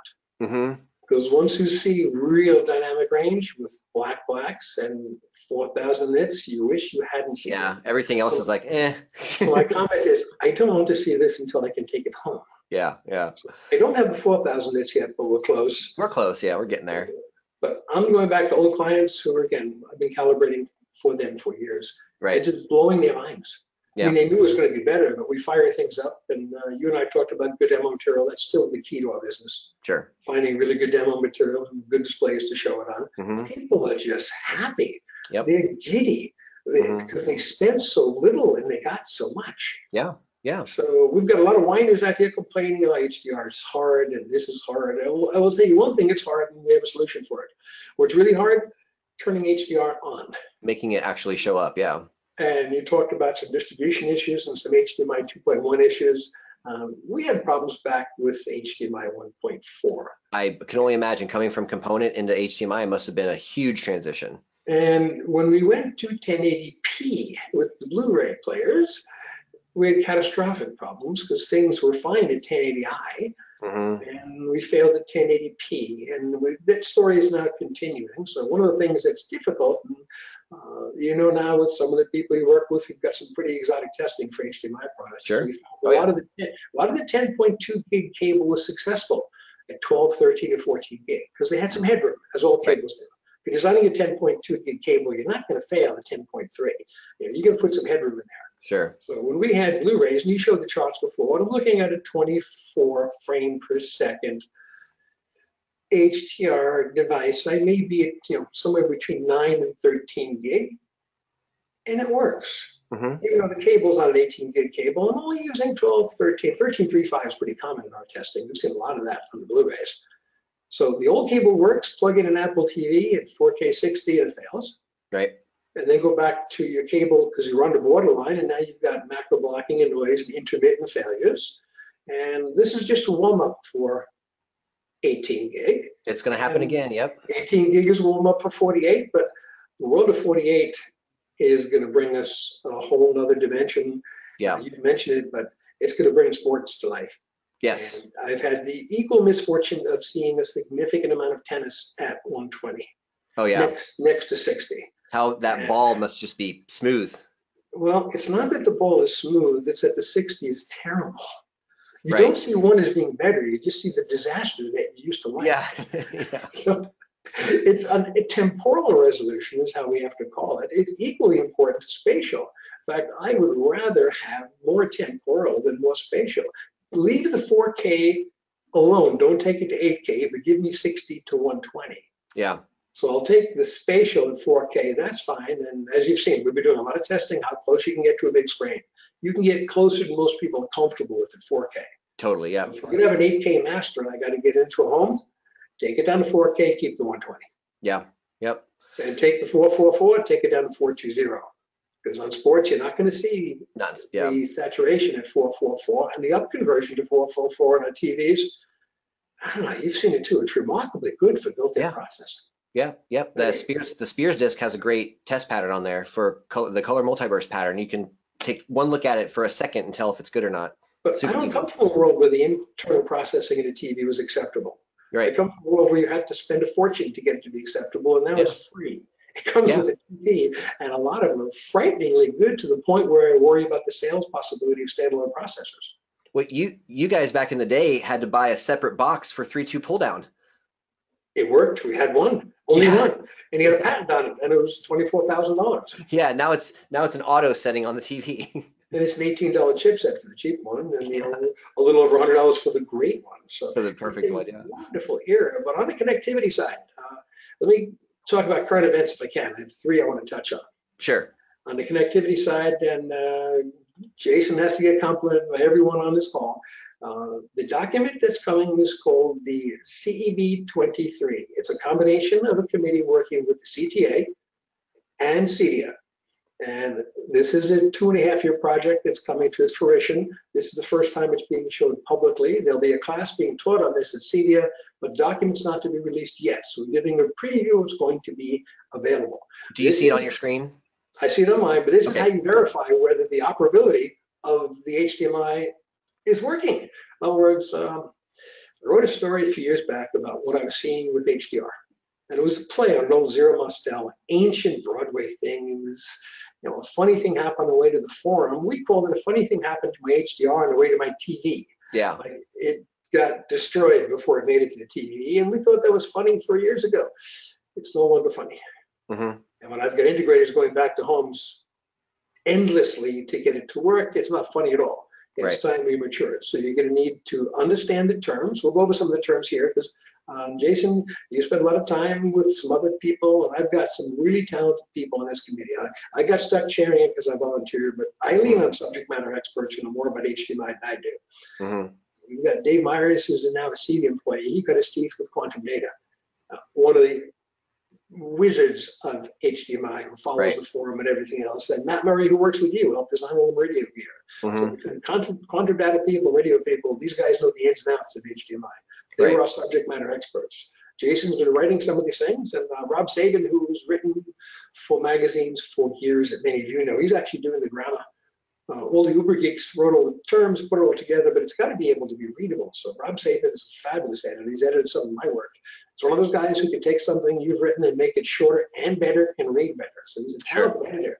He's one of the volunteers, and there's another dozen or so people I couldn't all name, but we've got a brilliant group. It's been a pleasure working with them. So this document is going to take us at least to the point where you can teach classes at CEDIA about how to make it work. And CEDIA has taken the bull by the horns. They've done a good job on this, and they're going to be promoting us. Can we take a look at just the glossary for a moment? We just thumb through it. So this is the CEB 28 document right here. And the glossary starts in chapter 5. And it's The content is extensive. It's going to take you through step by step for multiple tests for most things you're going to need in a residential environment.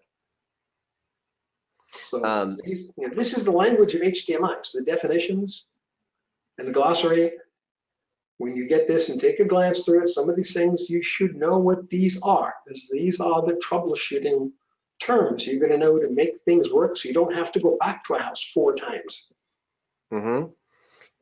This document is also pretty cool too because it walks you through, it gives you kind of a foundation on test equipment and what to look for and how to do certain tests. Like if I need to test for HDCP compliance throughout a system, this document is going to tell you step 1, step 2, step 3 on how to do specific tests in a system. So if I had to pick a dream team to debug HDMI, that's this committee. Yeah, it's fantastic. And I sit in on those calls. We have them a couple a month, and I just feel it's kind of an honor just to be in the same group as some of these guys. I feel the same way. It's one of these things, you sit in the same room with these people, you leave smarter. Yeah, definitely. And you learn, and we all learn from each other because we have different disciplines and different skill sets. Sure. So this is great. Now, this was a prereq to the original home theater document, a home theater design called CEB 23. 5 standards before this. These will be ANSI approved standards. That's where this is going to go next. After we get the proofreading done, it goes off to ANSI. So this will be entertaining. The next document that this is a prep for is rewriting home theater video design. Right. Let me just minimize something on my screen here. Excellent, good. We couldn't get home theater design rebuilt until we actually got to turn HDR on. So it's cost us quite a bit of time. And now at least we know more about the upcoming HDMI standards. And Jason's taking me through some of the bandwidth requirements we're going to have in the future. Right. Which leads me to another topic that is near and dear to my heart. And that is one of the original bylaws of CEB 23, the home theater design document. One of the things we wrote was very simple. Plan on being able to upgrade the wiring of the system without disrupting the lifestyle of the owner. So I was sitting with an integrator, a builder, a couple just a little while ago, and we're sitting there and I'm failing to get them to put a conduit into the system so we could rewire. This was not fun. And I'm sitting here and I'm saying, okay, I just have to make one comment. I know I'm going to have to rip this house apart. And they said, but you're supposed to know. I said, I guarantee you out to 2022. After that, I guarantee you I don't know. Right. Okay? And if someone tells you they know, they're wrong. Because if the people I know don't know, we don't know yet. But I'm going to have to come in here and do one of two things. Pull a wire in 20 minutes or make a mess and destroy the ceiling and have to spackle and paint and clean up this house again. And nice woman who's sitting there very quietly said, I don't know who this guy is, but you listen to him. Yeah. I'm dealing with the mess now. No more tearing up walls. So we need to be able to put upgradable signal path containers, conduits, spaces in the ceiling wherever we are, because I'm going to keep these customers happy. I don't want to disrupt the house. Right. That's a simple scenario. The other scenario is we've talked about high contrast and HDR. In a pitch black room, I know what I'm doing. In a studio environment, I know what I'm doing. But we have more media rooms and dedicated rooms. So there's another organization I volunteer for. Old name was Infocom, new name Avixia. And they wrote a standard a long time ago, and it was magnificent, called Projected Image System Contrast Ratio. And what's brilliant about their standard is it identifies different categories of application for video. Is it casual viewing of math classes, where you're putting black text on white paper? Or is it architectural drawings, which need more contrast? Or is it a medical school, where we're looking at scans from an MRI? Or is it a live video? So they've got different categories of contrast, and it was designed for projectors. The committee that I brought here to Boca Raton, we did a face-to-face, the research project was to see if DV, direct view image system contrast, would have similar contrast standards. Could we ratify and approve the existing standards for different technology? Well, turns out that was easy because the item that hadn't changed were the intended victims, us, people, because the vision hadn't changed. So the specs were pretty much dead nuts on for projectors and flat panels, except flat panels could do a lot more with bad light than projectors could have hoped to be. And then I started talking about video walls, and I said, okay, wait a second. We don't need 2, 3, 4 standards. We just need an image system contrast ratio. So that's what the new standard is going to be. It was pretty much finished. It also is going out for GRAMA and ANSI approval. So on the Avixia side, they've done a fabulous job with that. I look at the full motion video there for media rooms, and they're very clear. This is not a theatrical or a studio event. This is commercial AV. We're putting video in front of a group with light in the room. I call that a media room. Yeah. So I lean on that document. So that's pretty much done. That'll be out shortly. Good. And the third one is CEV23. And Jason, you've been volunteered again. Yes, that's okay. Same team, everyone's been volunteered. We have a couple of newcomers. Some of the studio people are jumping into. So these are 3 interesting documents that give us guidance globally as to what to do. And all I want to do is take what I've seen in the movie theaters and what I've seen in the labs, and I want to bring it to my house, all my customers' houses. Right. I want more light, more color. And on the projection side, one of the things I'm passionate about now, and Jason, you've been here, I need a lot of light for a front projection system. We used to try and emulate, 11-foot Lamberts, 14-foot Lamberts, 48 nits, which is still the DCI specification. If you're putting 48 nits on a guy's home theater, where you spend a fortune on the room, and he's got a 2,000 nit TV in the bedroom, he hates the projector. Oh, sure. Yeah. It's lame, it's debilitating, it's boring. So I'm running 333 nits, or a little over 100 foot Lamberts on my projection screen. Yep. Now it still doesn't have the blacks in it all that, but it's the brightest projector I've ever had. And Jason, have you ever seen a brighter one? That's probably not that I've come across. It's a big projector on a small screen, but that's high performance. That's what I was about to say. The screen's an appropriate size. The screen might actually be, you probably could even get away with going a little bigger, but the room's good. It's a good room. There's a big one in the garage. I'll be experimenting as soon as I have some time after seeing it. I've already got the bigger one here. I'll change it out and see what it looks like. But if you go into my garage, you're going to find a very small car with a very big engine. Yes, it's fun. You go into my theater, you're going to find a very small screen with a very big light engine because it's fun. Yeah, and you go to the rest of the rooms in my house, you'll find big flat panels with good light control. Yeah, it's fun.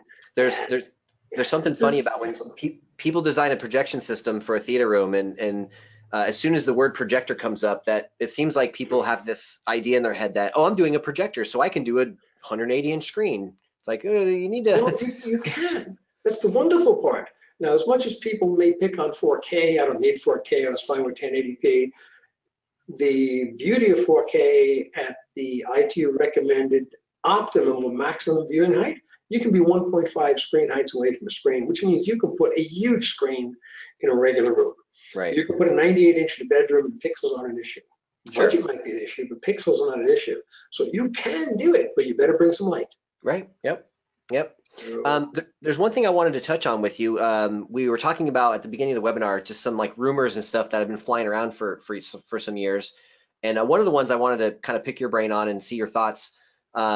You know, we've heard on forums before and YouTube comments and stuff, and people will say things like, don't bother with HDR, don't bother calibrating it. There's no standard, so just, you know, just don't even worry about it. And I'm thinking, you know, we still have to make sure the EOTF tracking right. We still have to make sure that white's D65. We still have to make sure that, you know, I don't know where that comes from. It's very strange. Well, let me take you back to the source and I'll show you exactly where it comes from, because it's not really a simple scenario at this point in time, but we're in a very small window, the launch window of HDR.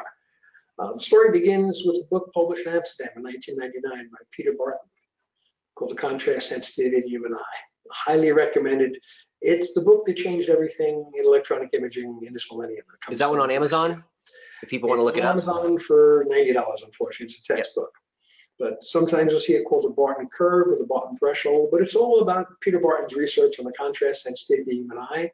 And if you look at the people who are working with that book and the bibliography, this is a science textbook. It got really looked at critically for 6 years at the University of British Columbia, our Canadian neighbors to the north. The Applied Physics Lab there got a small firm to be a venture capital firm, jump in and identify what it took to build it, and they actually built the monitor and they called it HDR. HDR, yeah. And they weren't quite sure what to do with this beast. Could it be geophysics? Could it be manufacturing, CAD/CAM? Volkswagen and others bought it for headlamp and tail lamp design. Before you went to clay, you could do 4 or 5 graphics and then go to clay. See what it looks like. Because going to clay is expensive, so you could do virtual at 4,000 nits and see what headlights actually look like.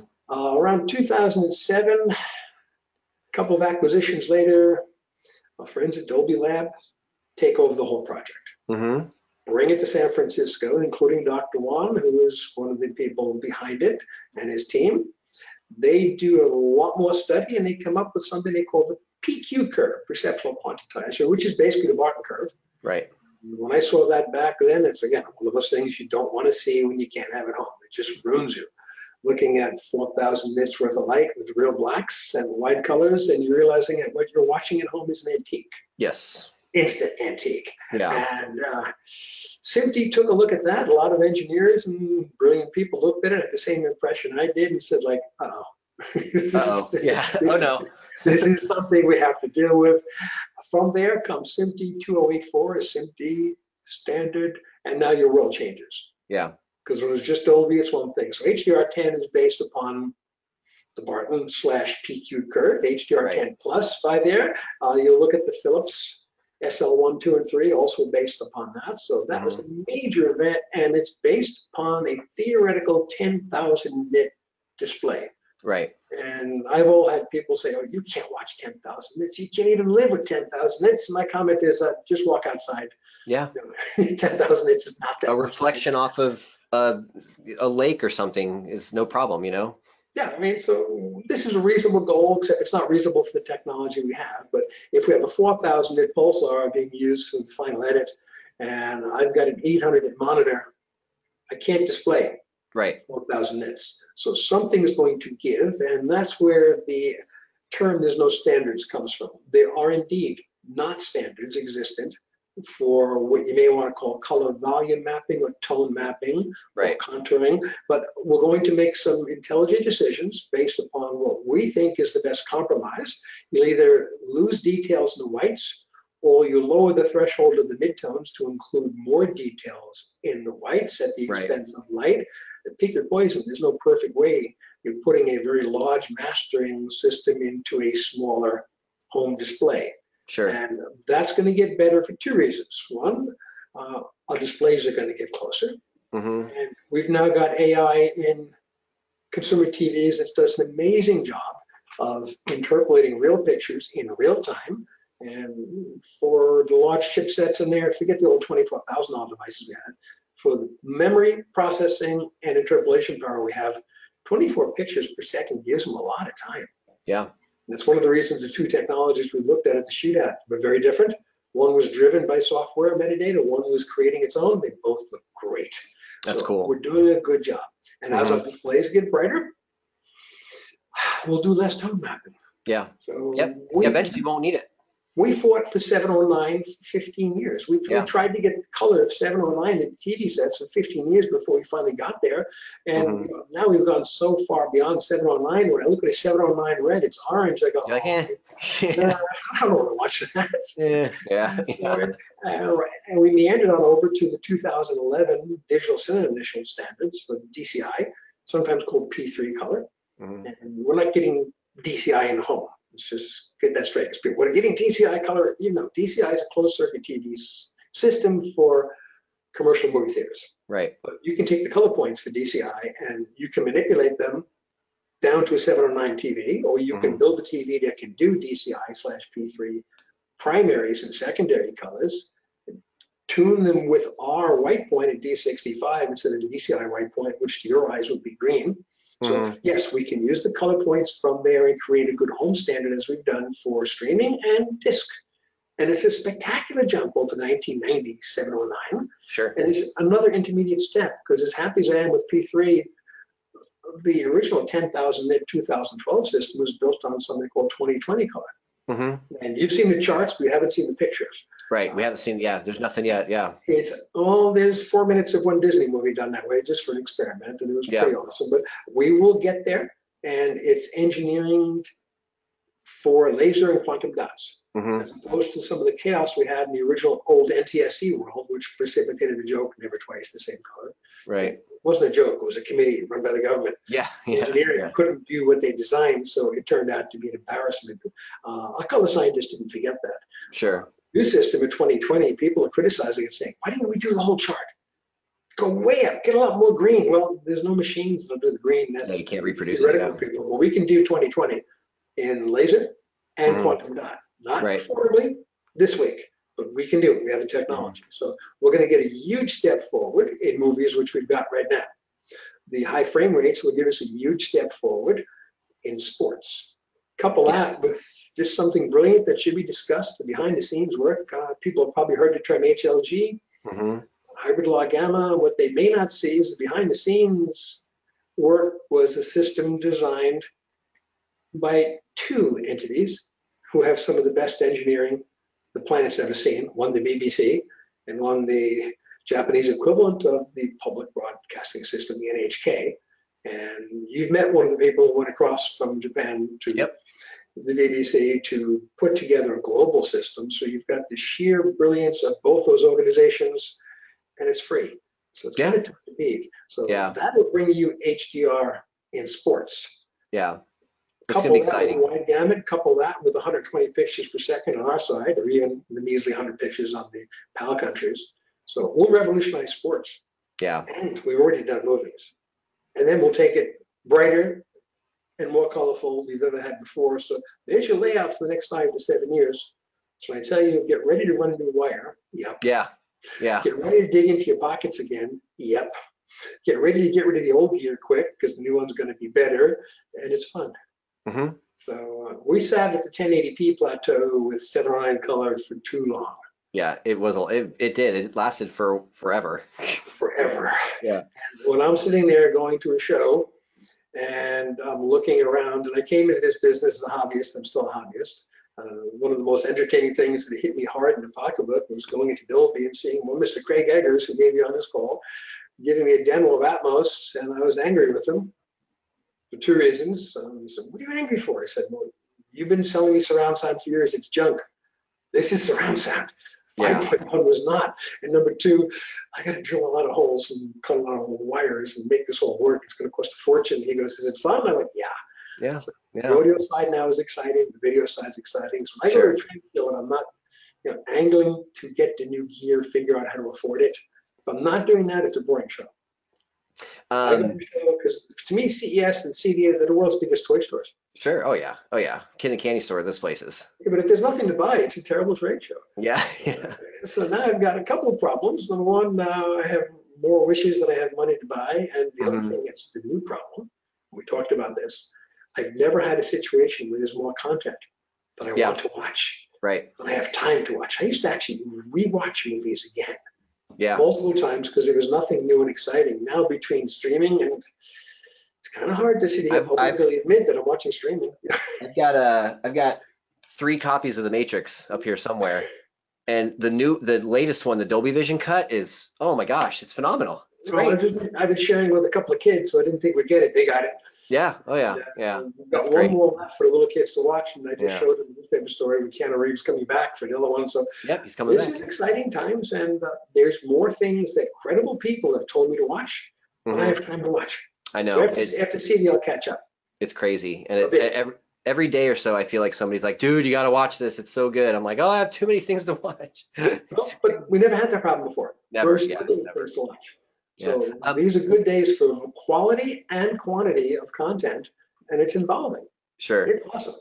I've got just a couple minutes left, and I know you wanted to run through a couple of slides and talk about some of the HBO stuff. So let me pull those up. The debacle that was not a debacle? Yeah, exactly. Let me pull those up really quick, and hopefully everybody can see.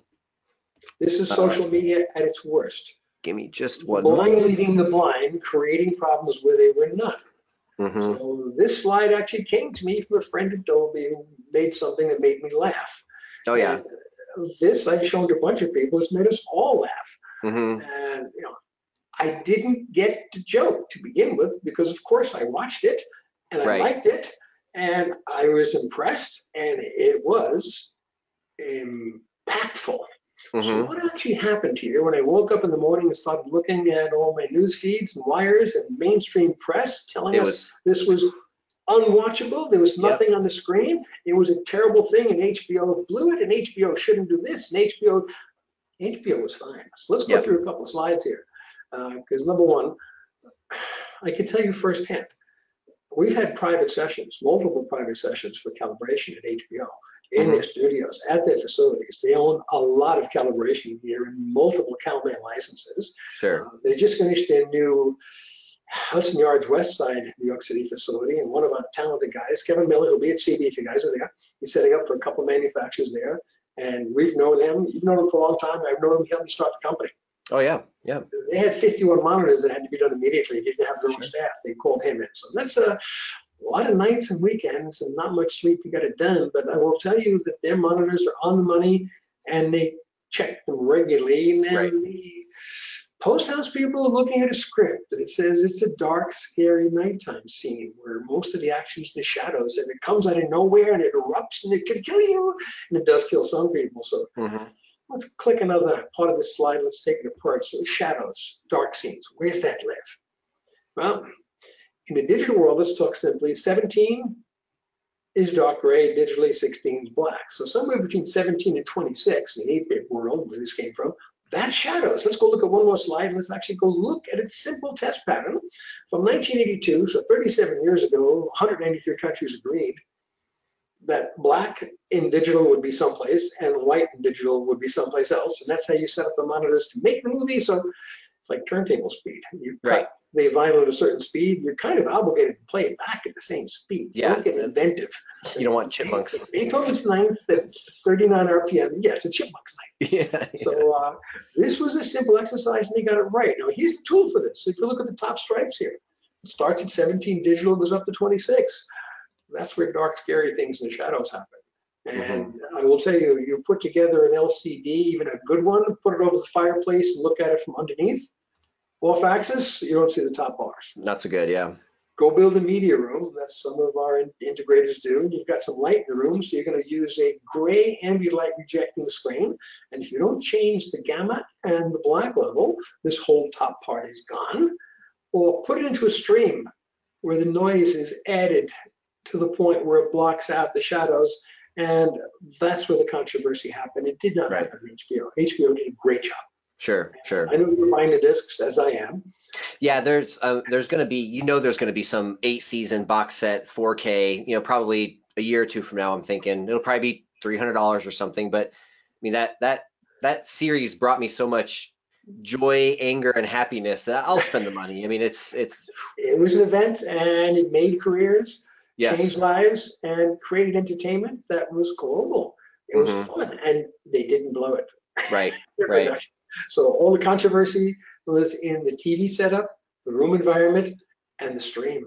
right. So we've got some work to do as an industry to get the creative work of the artists out there. And one of the new things that just hit this week was from Mike Fiddler's group at the UHD Alliance. The filmmaker mode. Yeah. And we've got ISF modes. Our friends at THX put THX mode together. We've had, Technicolor mode at the TVs. These are all good ideas to try and get things close to calibrated. Now, for the end user, it really is a boon if they can find it. So I've got to give credit where credit's due. Between Sony and Netflix, the first time I saw metadata triggered mode change of a TV, where the content told the TV, I'm picking up the remote from you, changing the button. You don't have to bother. Yeah. So yes, they were first. The idea is there. I'm hoping that we repeat this many times with Movie Maker mode. And if it gets me halfway calibrated, it's completely legit to pay a lot for TV and expect one of those modes to be mostly calibrated. Sure. You've worked with me on some of these sets where they come out of the box pretty close. Yeah. I'm guaranteed success as an accurate, compliant to standards calibration if halfway is done at the press of one button. Right. Some of the controversy over the motion interpolation modes, whether they should be used a little or a lot, that's a decision that has to be made on a homeowner by homeowner basis. Exactly. And it's also same thing I said. These are not evil empire decisions. There's some content at 24 that really needs it. Yeah. So there are times that should be used. There are times it should not be used. Sure. So this is not a simple decision, but it could be made for a client, and you've done demos for clients and showed them what scenes work with and what scenes don't. Yep. Totally. Once I've got metadata-driven mode selections, that's newsworthy. Yes. So I started a few months back with one. Now it runs across the industry. It's been a personal disappointment of mine to spend decades working with really talented engineers at manufacturing levels, putting together modes that are just awesome compared to the default modes, and people don't find them. They don't read, and they don't follow the websites. They have lives. They've got wives, they've got kids, they got jobs. Yeah. They can't spend 6 hours learning how to use the TV set. Right, exactly. So that's why they hire us to begin with. We take care of that. That's cool. We're electronic butlers. It'll be fun. We make everything in the house work well, but getting an assist from the content side. Yep. Good news. And it'll make your job and my job easier when I get to someone's house. Right. So I've had it with a number of manufacturers. We've had tremendous manufacturing support. And if you ask me, did the company go beyond your expectations? That was 10 years ago. Yeah. It's just gone places I never dreamed of. That's so cool. Taken me 2.5 million miles on just one airline this year. Yes, it's been an exciting year, but there are parts of my body that are saying you should not be in the air this week. Yeah, It's been a fun ride. This year has been amazing. Here, next year, and the year after will continue. So if we can convey some of the excitement, one calibration at a time, we walk into people's homes and turn the features on and make it work. Enough light on the screen to be dynamic, secure the color, make the HDMI, turn on the HDR. We do the work and they have fun. Yeah. Awesome, Joel. That's the equation. So thank you for giving me the opportunity to talk about this and making my life exciting. Yeah, thank you. Thank you for the time and everything you've done for me personally in the industry. And I know we work very closely with you at AVPro and Meridio. And thanks for everything, man. They make tools that I need and they gave me solutions. Yeah. And when I can walk in, instead of bench machines, when I can walk in with a couple of handheld tools and do an HDMI diagnostic, and I leave and the HDMI system turns on the Dolby Vision flag. Yep. TV set. It's a good day. Very cool. Very cool. All right. Thanks so much. Yeah, we'll talk to you soon. Okay. Excellent. Take care. Bye bye. Okay, guys. Well, that'll conclude the webinar for today. Give me just a second, and I'll grab another slide just so you can get a little more maybe info on how to reach us and whatnot. So let's click over here, and there's a bit of information for you. If you have any questions about the webinar today, I know we ran a little bit late, so thank you for hanging out and staying on. If there was any questions that I wasn't able to get to throughout the presentation, I'll go through those tonight. and I'll post those up on the Meridio forums and send out you guys maybe some individual emails if the questions are real specific. But thanks again. Feel free to visit our website. You'll see the 7G generator along with our other products at meridio.com. If you have any questions about anything, feel free to give us a call. Numbers are up there on the screen. There's also an email address, info@avproglobal.com. You can always email me directly if you have specific questions, jason@avproglobal.com. If you want to hit the imaging science website, it's imagingscience.com. Anything that you need to know about CalMan or portrait displays will be portrait.com. And if you want to check out Vincent's website, it's hdtvtest.com. I'm sorry, .co.uk. And if you do a simple search on YouTube for HDTV test, you'll find tons and tons of great videos by Vincent.